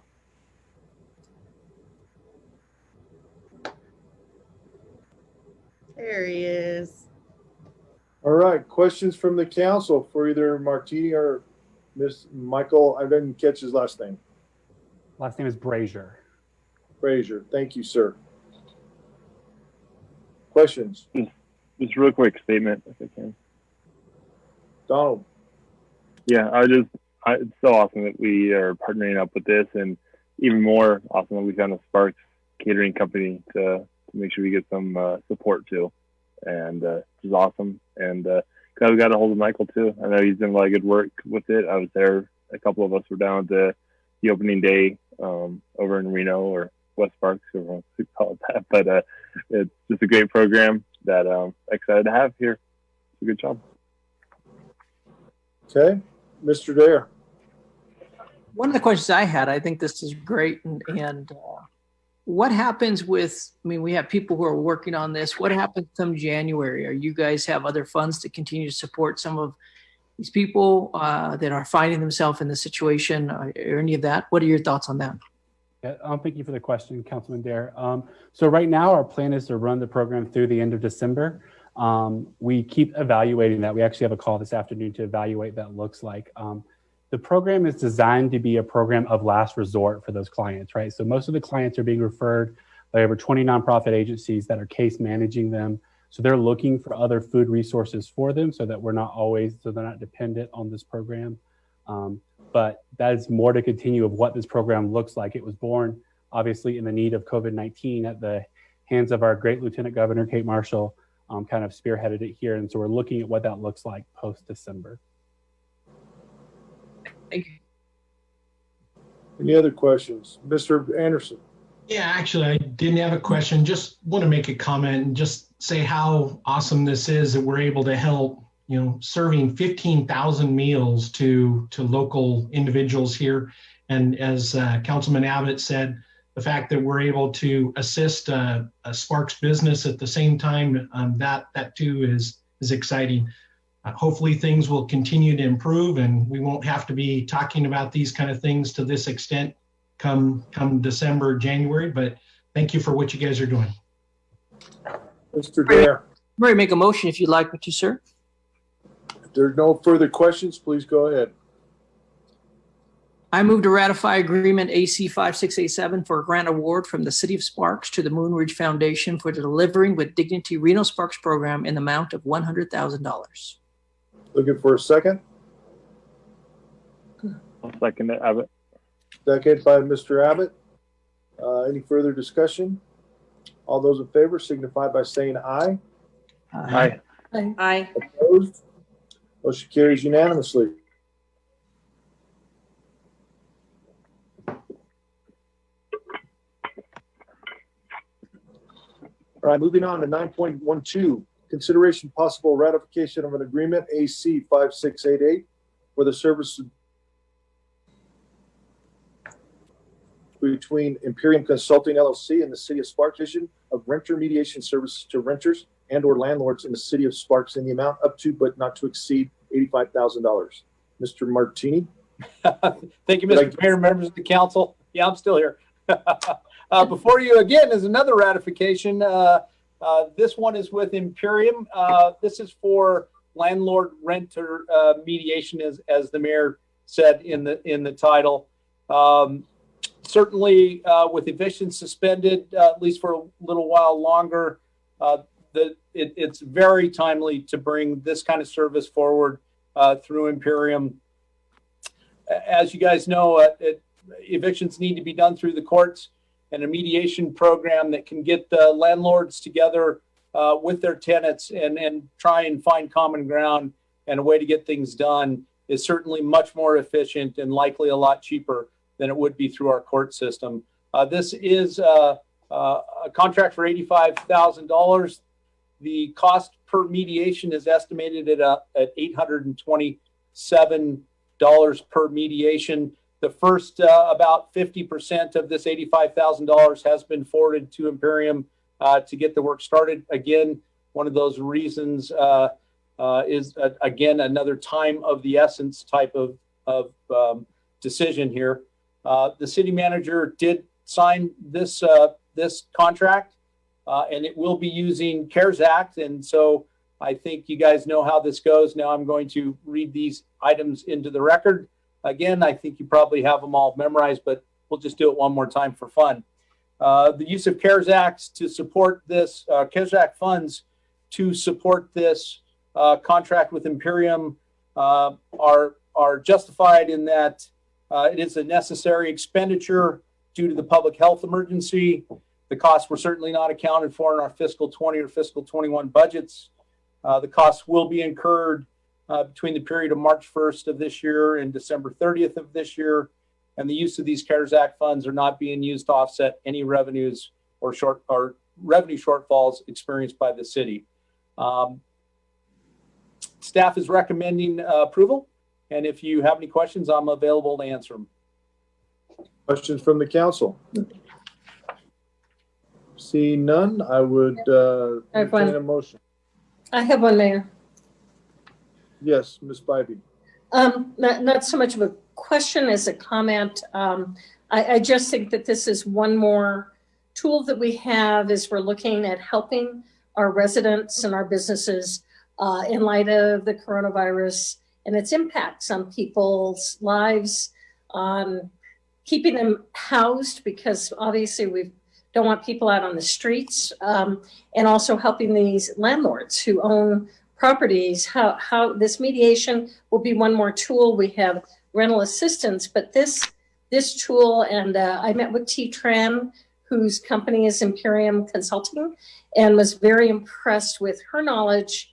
Is vast of this type of program having a necessity in everyday world of renter and landlord relations, but really the heightened need for it because of coronavirus gives us an opportunity to help people learn those skills, the mediation skills, their rights, their legal rights on both sides, because I think all too often maybe they don't know, and then working together with Imperium Consulting, I think will have long range effects, not just the immediate needs today that people as a result of coronavirus have. So I fully support this contract and look forward to its positive results in our community beyond the coronavirus time and moving forward for our renters and our landlords. Thank you. I have one question, sir. Yes. So with this, I know we set aside $85,000. If this goes well, obviously the need seems like it's bigger than $100,000 in my initial brain of looking at this. Are we going to be able to re-look at this if there's extra COVID finances there? Can we look at that, or is this what we're doing? Yes. Mr. Cruz, yeah, we need a clarification. I think Mr. Adair's misunderstanding what this is.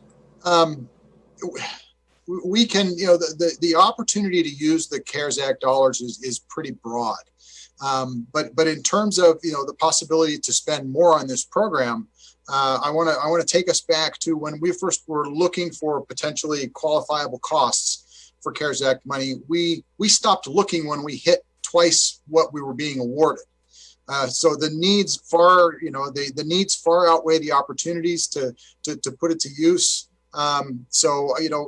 We need to, let me back up just a second because I'm tripping over my own words here. While we are spending in excess of 30% of those CARES Act dollars directly into our community, there is a portion of the city expenses that Mr. Cronk reviewed with us earlier today that we are looking to try and make ourselves partially whole as a result. So as we find ourselves with opportunities such as this, that this program might be a huge success, there are a number of other folks who are approaching us and looking for help there as well. We are at this point in time saying that we've got more asks than we have money, and that we need to kind of trim what we are looking at to what we've already decided we want to spend the money on. And that I actually understand that. I appreciate even what you're saying there. I agree with that. I would say though, if some of the other finances do come back, because we had talked about if something doesn't get, I know we have budgeted we're done budgeting. I understand what money we had and what we did, which say, for some reason, things did not get spent. We are moving forward and it's not getting spent over in one area. We can move some things around. I would just ask that we consider. I would look forward to that conversation if that opportunity presents itself. That's probably the main thing I'm trying to say. Thank you. Good enough. Mr. Abbott, and then Mr. Anderson. John, how can we refer someone to this program if we have a landlord reach out or say a tenant? Councilman Abbott, I assume this one from Benedict Arnold Thornley. Neil, can you help me with that one, please? I honestly don't know the answer to that question. Benedict.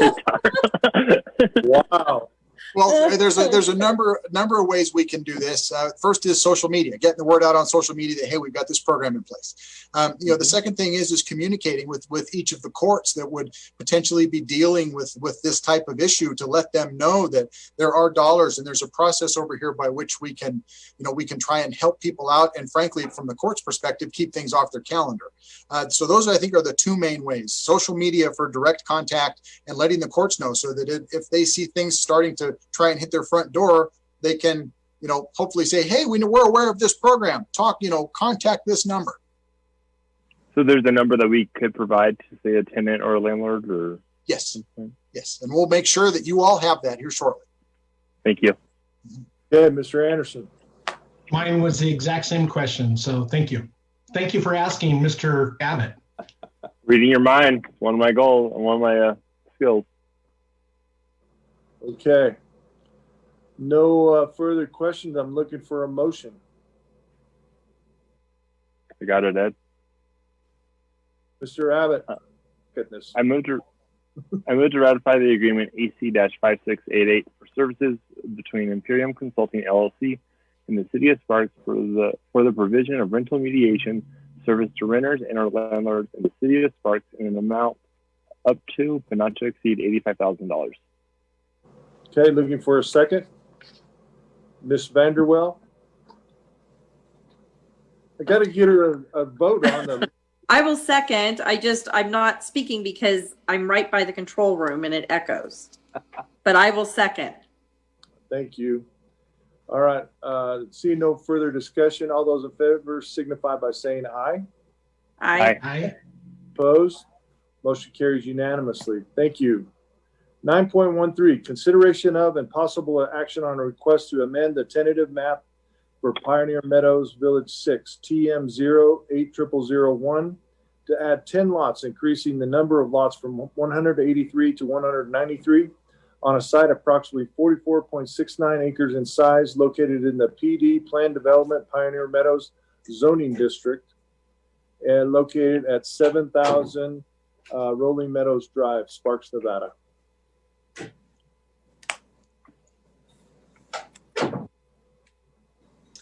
Who's going to present this? Doctor. Thank you, Mr. Mayor, members of the council. I wanted to take an opportunity to give Mr. Martini a little break. So get my screen situated here. It just takes 1 second. All right. So again, Jonathan Cummins, planner. This is a request to amend the tentative map for Village 6 of the Pioneer Meadows Plan Development. Pioneer Meadows is outlined in purple in this image. Just north of Vista Boulevard, as Vista starts to head eastward toward Golden Eagle. And just to the west of Pioneer Meadows on the screen here is Kylie Ranch North, just to give you an idea of where we're at. Village 6 is outlined in red in the image. And that's the site in question in today's proposal. So a quick background, the original tentative map for Village 6 was approved in 2008. It's since remained active through the recordation of 4 final maps since that original approval. The Pioneer Meadows Plan Development Handbook was amended in 2019 just to bring land uses and residential unit counts into conformance with the comprehensive plan. Part of this that's relevant for today's proposal is that the overall unit count for Village 6 was increased from 183 units to 193 units to account for the removal of a 2.5 acre neighborhood park, which is the piece outlined in green here on your screen. So I'll zoom out a little bit because the park's alignment here is a part of the context that we want to sort of present here today for this proposal. So one of the major objectives in amending that handbook last year was to rearrange which parks will be built at which locations in Pioneer Meadows, keeping in mind that the city is now encouraging larger community parks in place of smaller neighborhood parks. So as the city made that objective part of the parks plan, this developer was able to make it work in Pioneer Meadows and made the necessary changes to their handbook last year, as I said. So the ultimate change to come out of that amendment was that there were going to be 3 smaller neighborhood parks in Pioneer Meadows. And instead there will be now 1 small park and 1 larger park, larger community park. And so what you're seeing here is the already built Fireburst Park on the easternmost edge of Pioneer Meadows in dark green. And in light blue up here in the top is 2 former park sites, one that's in question in today's tentative map amendment. And so essentially the overall change in the alignment here is that these 2 smaller parks up here are going to be relocated over to this larger community park on the western edge of Pioneer Meadows. So I'll zoom back out to draw your attention to this, zoom back in, excuse me, to draw your attention to this park here and the tentative map in question. So by rearranging those park sites, the developer was left with enough space to add 10 residential lots to this site. So this new unit count was approved in the amended handbook last year. And so the developer was able to amend the final map after the fact for Village 6 in order to add those 10 lots to that site. Normally, of course, the city approves a tentative map before a final map, but the site in question is unique because these 10 lots have been recorded on that site through the final map. So now the tentative map has to be amended in order to reflect that change. So with that particular order of operations, essentially, there's 2 scenarios that can result. The first being that without a tentative map amendment, the 10 lots added to Village 6 would have to be accounted for in future development by potentially removing 10 lots from a future tentative map in Pioneer Meadows in order for them to keep within the maximum number of units approved. And the second option being to amend the tentative map to bring it into conformance with the changes made to Village 6, and that's the proposal before you today. So with that background in mind, with the realignment of the parks, the addition of 10 lots to Village 6 overall to bring the tentative map for this village into conformance with the handbook, we do have to get 12 required findings on the record here today. So the first of those findings is finding T1, which requires conformance with the comprehensive plan. So if you'll bear with me just a little bit, this is essentially the wordiest slide in the whole deck here. We have to get these comp plan policies on the record here. So policy CC8 aims to achieve neighborhood diversity through the use of varying lot sizes, various orientations, mix of architectural styles, materials, and colors. Policy CF1 asks you to consider whether acceptable levels of service can be provided by the city. According to the studies conducted at the handbook approval and at the original tentative map, appropriate levels of city services can be provided to the site.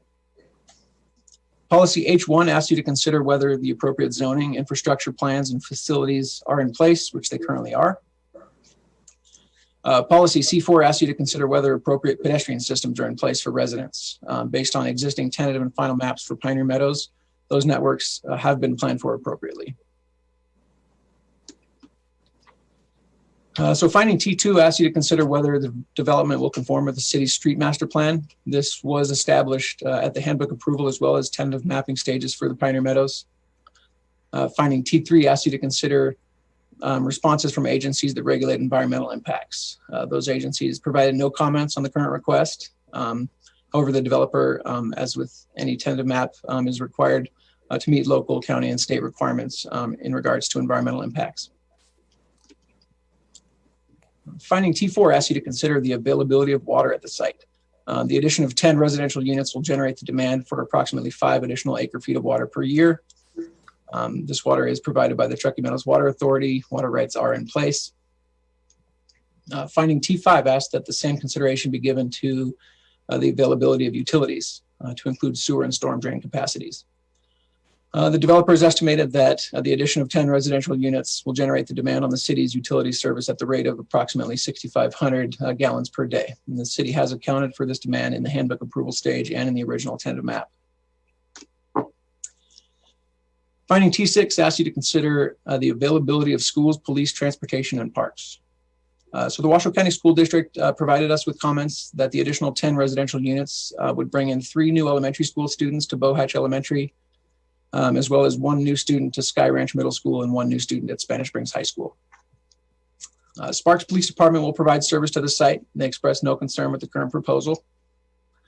In regards to transportation, because the 10 additional units were within the anticipated unit count approved in the handbook, This traffic has been accounted for in the traffic study provided for the development. Ultimately, there'll be no noticeable impact with the addition of these 10 units. And of course, we discussed parks earlier in a little bit of depth, but to sort of reiterate that for the record, the development overall does comply with the requirements for open space and parks to include the future development of a community park at the western edge of Pioneer Meadows to replace the small park being removed from the tentative map today. Finding T7 asks you to consider specifically impacts on public streets. As I pointed out in finding T6, the unit counts were approved as part of the handbook approval, which included a full traffic study. All impacts on public streets were accounted for in that data. Finding T8 addresses floodplain, slope, and soil. Each of these concerns were addressed in the handbook and in the original tentative map, but just again to state these details for the record, the site is predominantly flat, contains no slopes that would trigger any such development standards. And lastly, in regards to soil, the geotechnical data was approved by the city engineer at the time of the final map for the site. Now, the added 10 units will have no further impact on these. Finding T9 asks you to consider any other outside agency responses. Again, only the school district provided comments to inform the city of impacts on nearby schools. Finding T10 asks you to consider fire protection service. The site is within the city's 6-minute time frame for emergency response. The Sparks Fire Department will provide that service, and they express no concern with the current request. Finding T11 asks you to consider any other impacts identified by staff in their analysis of the proposal. As with many tentative maps, the only issues of concern are the maintenance of landscaping areas and the proposed architecture for the homes themselves. So as outlined in condition 13 of the staff report, staff requires the establishment of a landscaping maintenance association for Pioneer Meadows to maintain common areas throughout the development. As outlined in condition 8, architectural standards for the handbook are reviewed by staff as model house plans prior to the final map, and then verified for setbacks, fencing, and other development standards at the time of the application for a building permit. And so finally, finding T12 requires the public be notified of the item. The posting of today's agenda, as well as the posting of the agenda for the Planning Commission hearing of August 6th, serve to satisfy that requirement. The Planning Commission is forwarding a recommendation of approval, and I'll be glad to take your questions. Questions from the council? You're gonna have to speak up. I can't see you. No questions? I don't have a question, but I can make a motion when you're ready. I'm ready if you're ready. I move to approve an amendment to the tentative map for Pioneer Meadows Village 6, TM 080001, to add 10 lots, increasing the number of lots from 183 to 193 on a site approximately 44.69 acres in size, located in the PD Plan Development Pioneer Meadows zoning district, located at 7,000 Rolling Meadows Drive, Sparks, Nevada, adopting findings T1 through T12 and the facts supporting these findings as set forth in the staff report, and subject to conditions of approval 1 through 17. Looking for a second. Mr. Mayor, I'll second. Thank you. Any further questions? Seeing none, all those in favor signify by saying aye. Aye. Aye. Opposed? Motion carries unanimously. Thank you. Thank you, Doctor, for that. Those are always long when you got to do 12 findings. 9.14, first reading, bill number 2777 to amend the final approved plan for the Legends at Sparks Marina, revising sign standards for movie theaters and other matters related thereto on a site approximately 148 acres in size, generally located north of I-80 and south of Prater and west of Sparks Boulevard in Sparks, Nevada. New urban district planning. That's probably enough. First reading. Mr. Mayor, I'm just going to do the first reading again, okay? Thank So you. this is the first reading of bill number 2777 to amend the final approved plan for the Legends at Sparks Marina, revising sign standards for movie theaters and other matters related thereto, for a site approximately 148 acres in size, generally located north of I-80, south of Prater Way, and west of Sparks Boulevard, Sparks, Nevada, in the NUD New Urban District, Legends at Sparks Marina Zoning District, PCN 20-0025/PD 20-0005. A public hearing will be held and bill number 2777 will be acted upon at the regular meeting of the Sparks City Council on Monday, September 28th, 2020 at 2 p.m. Okay, thank you. All right, moving on to item 11, planning and zoning public hearings and action items. We have a public hearing, discussion of possible certification of a comprehensive plan amendment to the change in the comprehensive land use designation for approximately 13.81 acres of the intermediate density residential IDR and approximately 15 acres of commercial to 28.81 acres of multi-family residential MF14 on a site size 28.81 acres in size with a larger parcel of 386.87 acres and generally located at 555 Highlands Ranch Parkway, Nevada. Sienna is going to present today. Yes, thank you, Mr. Mayor and members of the council. Just want to make sure before I get going that you can see the PowerPoint before you today. Yes, we can. Okay, perfect. Okay, so this presentation is actually covering 2 agenda items. Both are requested by Five Ridges. The first item, which is 11.1, seeks certification of the Comprehensive Plan Land Use Amendment. And then the second item, agenda item 11.2, is an associated rezoning request. As you know, the Five Ridges project site is located northwest of the intersection of Pyramid Way and Highland Ranch Parkway.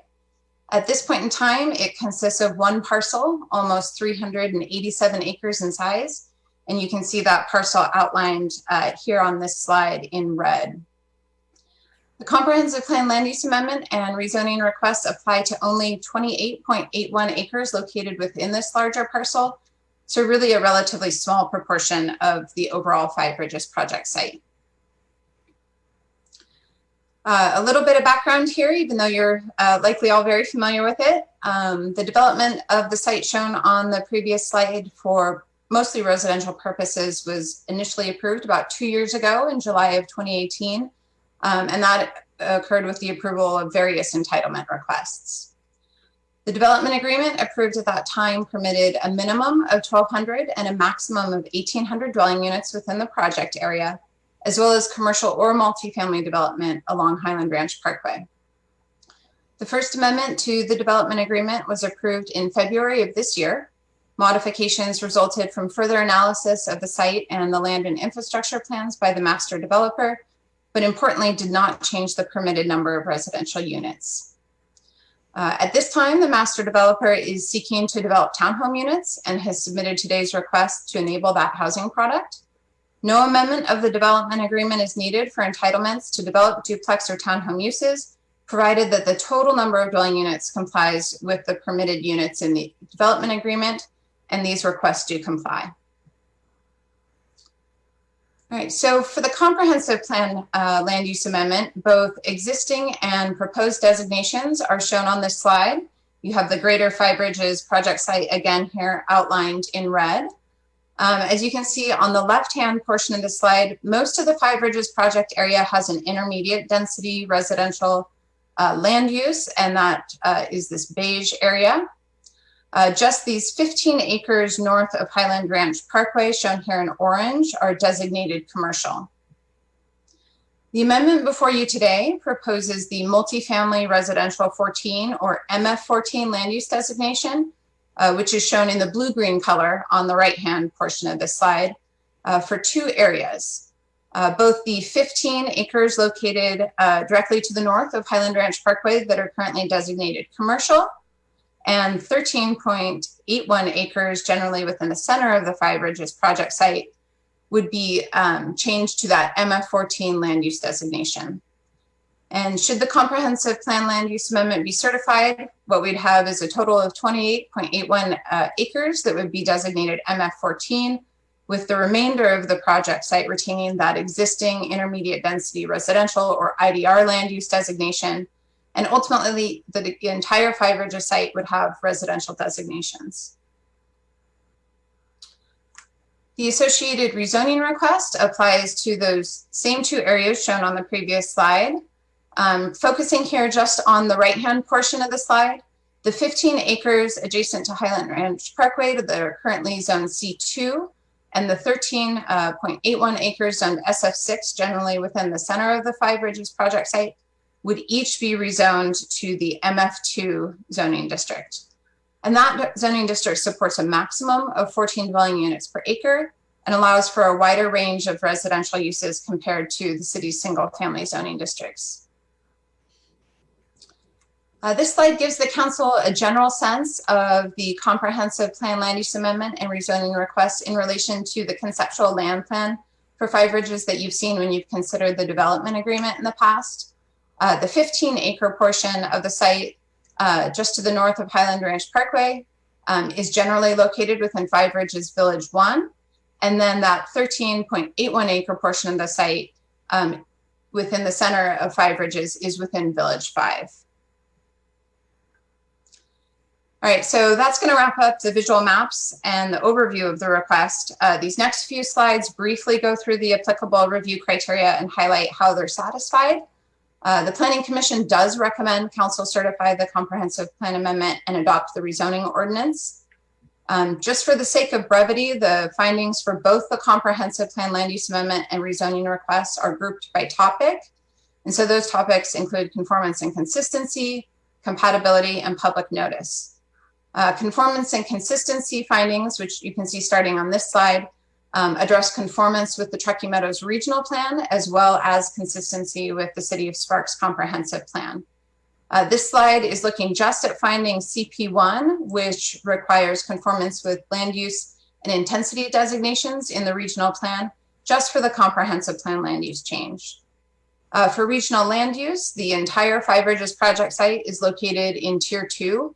And based on that new 2019 regional plan that included the tiering concept, Tier 2 allows for suburban development patterns and limits residential density to 30 dwelling units per acre.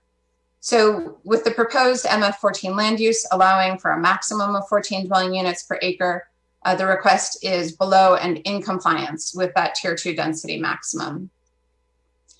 In addition, we do have portions of the area where the MF14 land use is proposed that are considered development constrained by the regional plan, and that's due to the presence of slopes of 30% or greater. Here, our comprehensive plan encourages preservation of slopes with gradients over 30%, and our code requires mitigation with open space if there is development that occurs on those slopes over 30%, and that's really to implement those regional plan policies. This slide and the one following focus on consistency with the Sparks Comprehensive Plan. So for both the land use change and the rezoning, they each have to be consistent with the plan's goals and policies. So here, the proposed MF14 land use and MF2 zoning district support high density single family and low density multifamily housing products such as townhomes and duplexes. And you'll hear those commonly referred to as that missing middle housing type. Townhomes and duplexes, they offer an alternative product to the detached single family home and support home ownership opportunities at lower price points. So noting this, the proposed requests further not only goal H2, but policies CF8 and H2 that collectively encourage housing type diversity throughout the city. The proposed requests would remove the opportunity for a wide range of commercial uses to establish at the entrance of the Five Ridges project site. However, we have future commercial use opportunities in close proximity. We have commercial designated lands located on the south side of Highland Ranch Parkway and within the Kiley Ranch North Planned Unit development on both the west and east sides of Pyramid Way. In addition, it's useful to note that the long-term fiscal health analysis prepared for the city in 2019 also shows the supply of acreage supporting retail uses exceeds forecasted demand. So noting that, the proposed request would not adversely impact the supply of land for commercial uses and comply with policy MG4 regarding an adequate supply of land for employment generating uses. Steep slopes, as mentioned, are present within the Five Ridges project site and on portions of the site where the land use and rezoning requests are proposed. Here again, not only does our comprehensive plan encourage the preservation of steep slopes and other unique geological features, but our code limits the amount of land area that can be disturbed as slope increases. In addition, we also have the development agreement in place that requires compliance with these regulations for naturally occurring slopes and limits the total area of disturbance on the Five Ridges project site. The requests are also consistent with comprehensive plan goals and policies related to public service provision at acceptable levels. So for ongoing services, an updated fiscal impact analysis was provided. It assumed 1,220 residential units, no commercial space, and an expanded roadway network due to that shift away from commercial. With those changes, the analysis estimates a positive fiscal impact of approximately $700,000 over the 20-year analysis period. For infrastructure and facilities, the development agreement specifies the timing and scope of improvements needed to provide city services at acceptable levels. Sewer, water, flood control, drainage improvement, as well as roadway and intersection improvements and secondary access are all identified in that agreement to serve between 1,200 and 1,800 total units. So in support of the current requests where we have these changes proposed, the applicant provided an updated trip generation letter as well as sewer and water studies analyzing development of the Five Ridges project site with solely residential development. That trip generation letter finds the trips associated with 1,220 units will result in traffic impact less than or similar to what we had initially analyzed in 2017. And both the water and sewer studies outline the facilities that are needed to serve anticipated development. And importantly here, the development agreement places those responsibilities for constructing those improvements on the master developer. So with the agreement in place, the updated fiscal impact analysis, the requests comply with policies MG5 and CF1 that address the fiscal implications to provide public services at acceptable levels.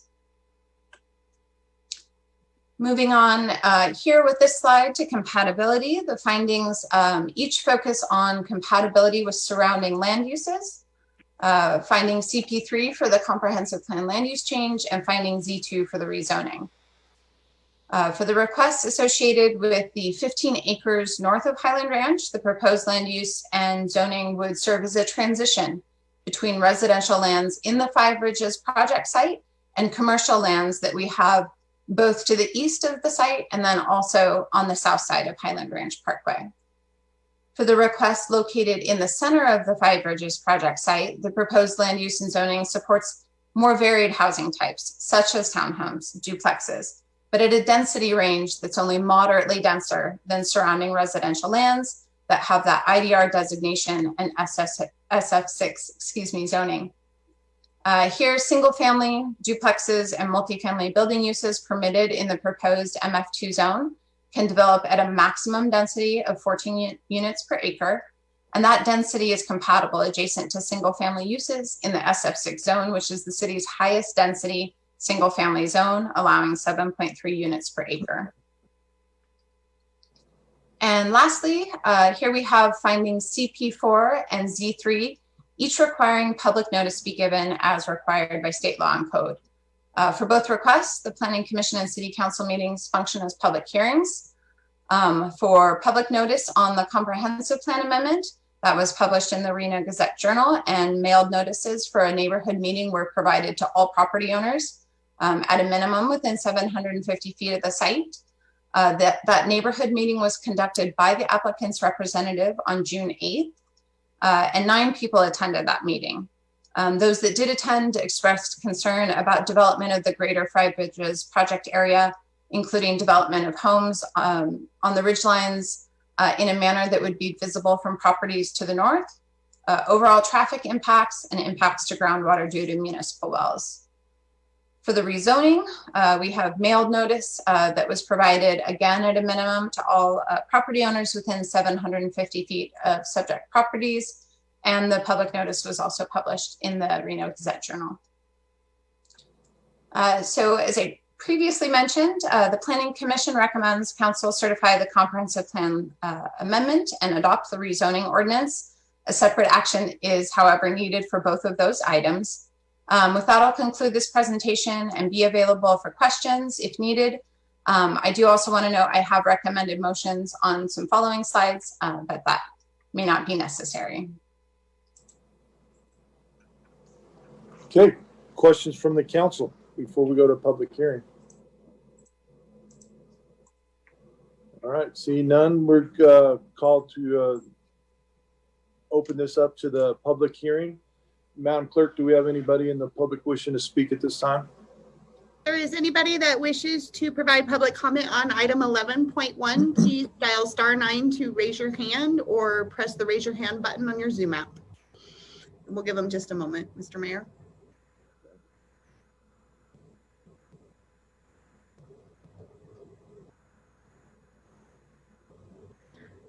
And I'm showing none. Okay, well, let's bring it back to the council. Any questions or I'm looking for a motion? Mr. Dare? Yeah.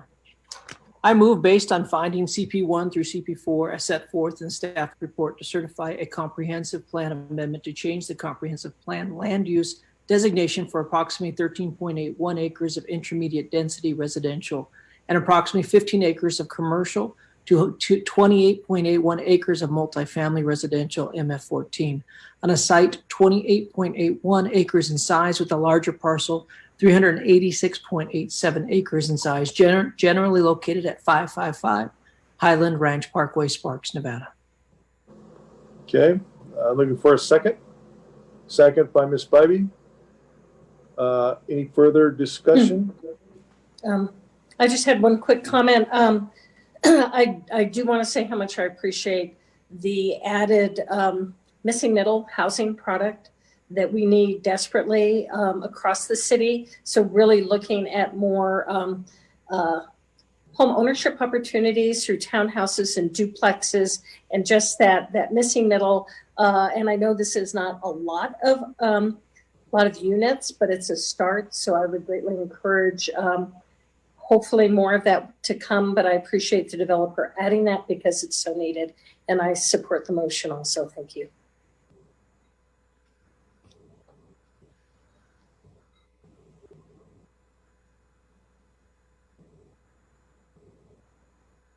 I think Ed froze up. Is he frozen? Yeah, my computer cut out for a second there. I'm assuming we're good to go for discussion. I'm looking for all those in favor signify by saying aye. Aye. Aye. Opposed? Motion carries unanimously. Okay, moving on to 11.2. Do I need to read this one, Sienna, or this one included in your presentation? So the item was addressed in terms of the findings in terms of the presentation, but we will need a separate motion and okay. I'm ready to do that too if you'd like to. Okay, Mr. Derrick. You'll have something to say. Do we need to hold a separate public hearing for this item, Sienna? Okay. So before we get to a motion, we have to hold a public hearing and take comment. Okay, so let's open it up to the public. Anyone in the public wishing to speak at this time? If anybody is wishing to provide public comment on item 11.2, please dial *9 from your telephone to raise your hand or choose the raise your hand button on your Zoom app.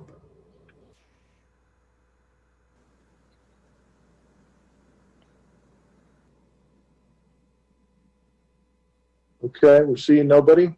Seeing none. Okay, so I got a first, I got a second.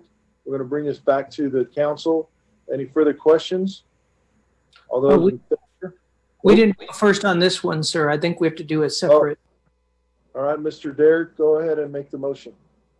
I move based on finding Z1 through Z3 as set forth in the staff report to adopt bill number 2776 to rezone real property approximately 28.1 acres in size with a larger parcel 386.87 acres in size, generally located at 555 Highland Ranch Parkway from approximately 15 acres of C2 and 13.1 acres of SF6, single-family residential 6,000 square foot lots to MF2, multifamily residential.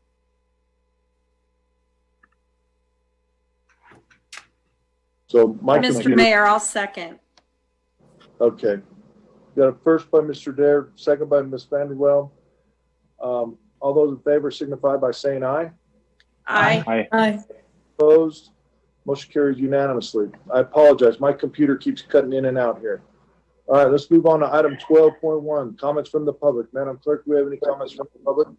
If anybody is wishing to make public comment, please press *9 from your telephone or choose the raise your hand button on your Zoom app. We'll give them just one moment. Okay.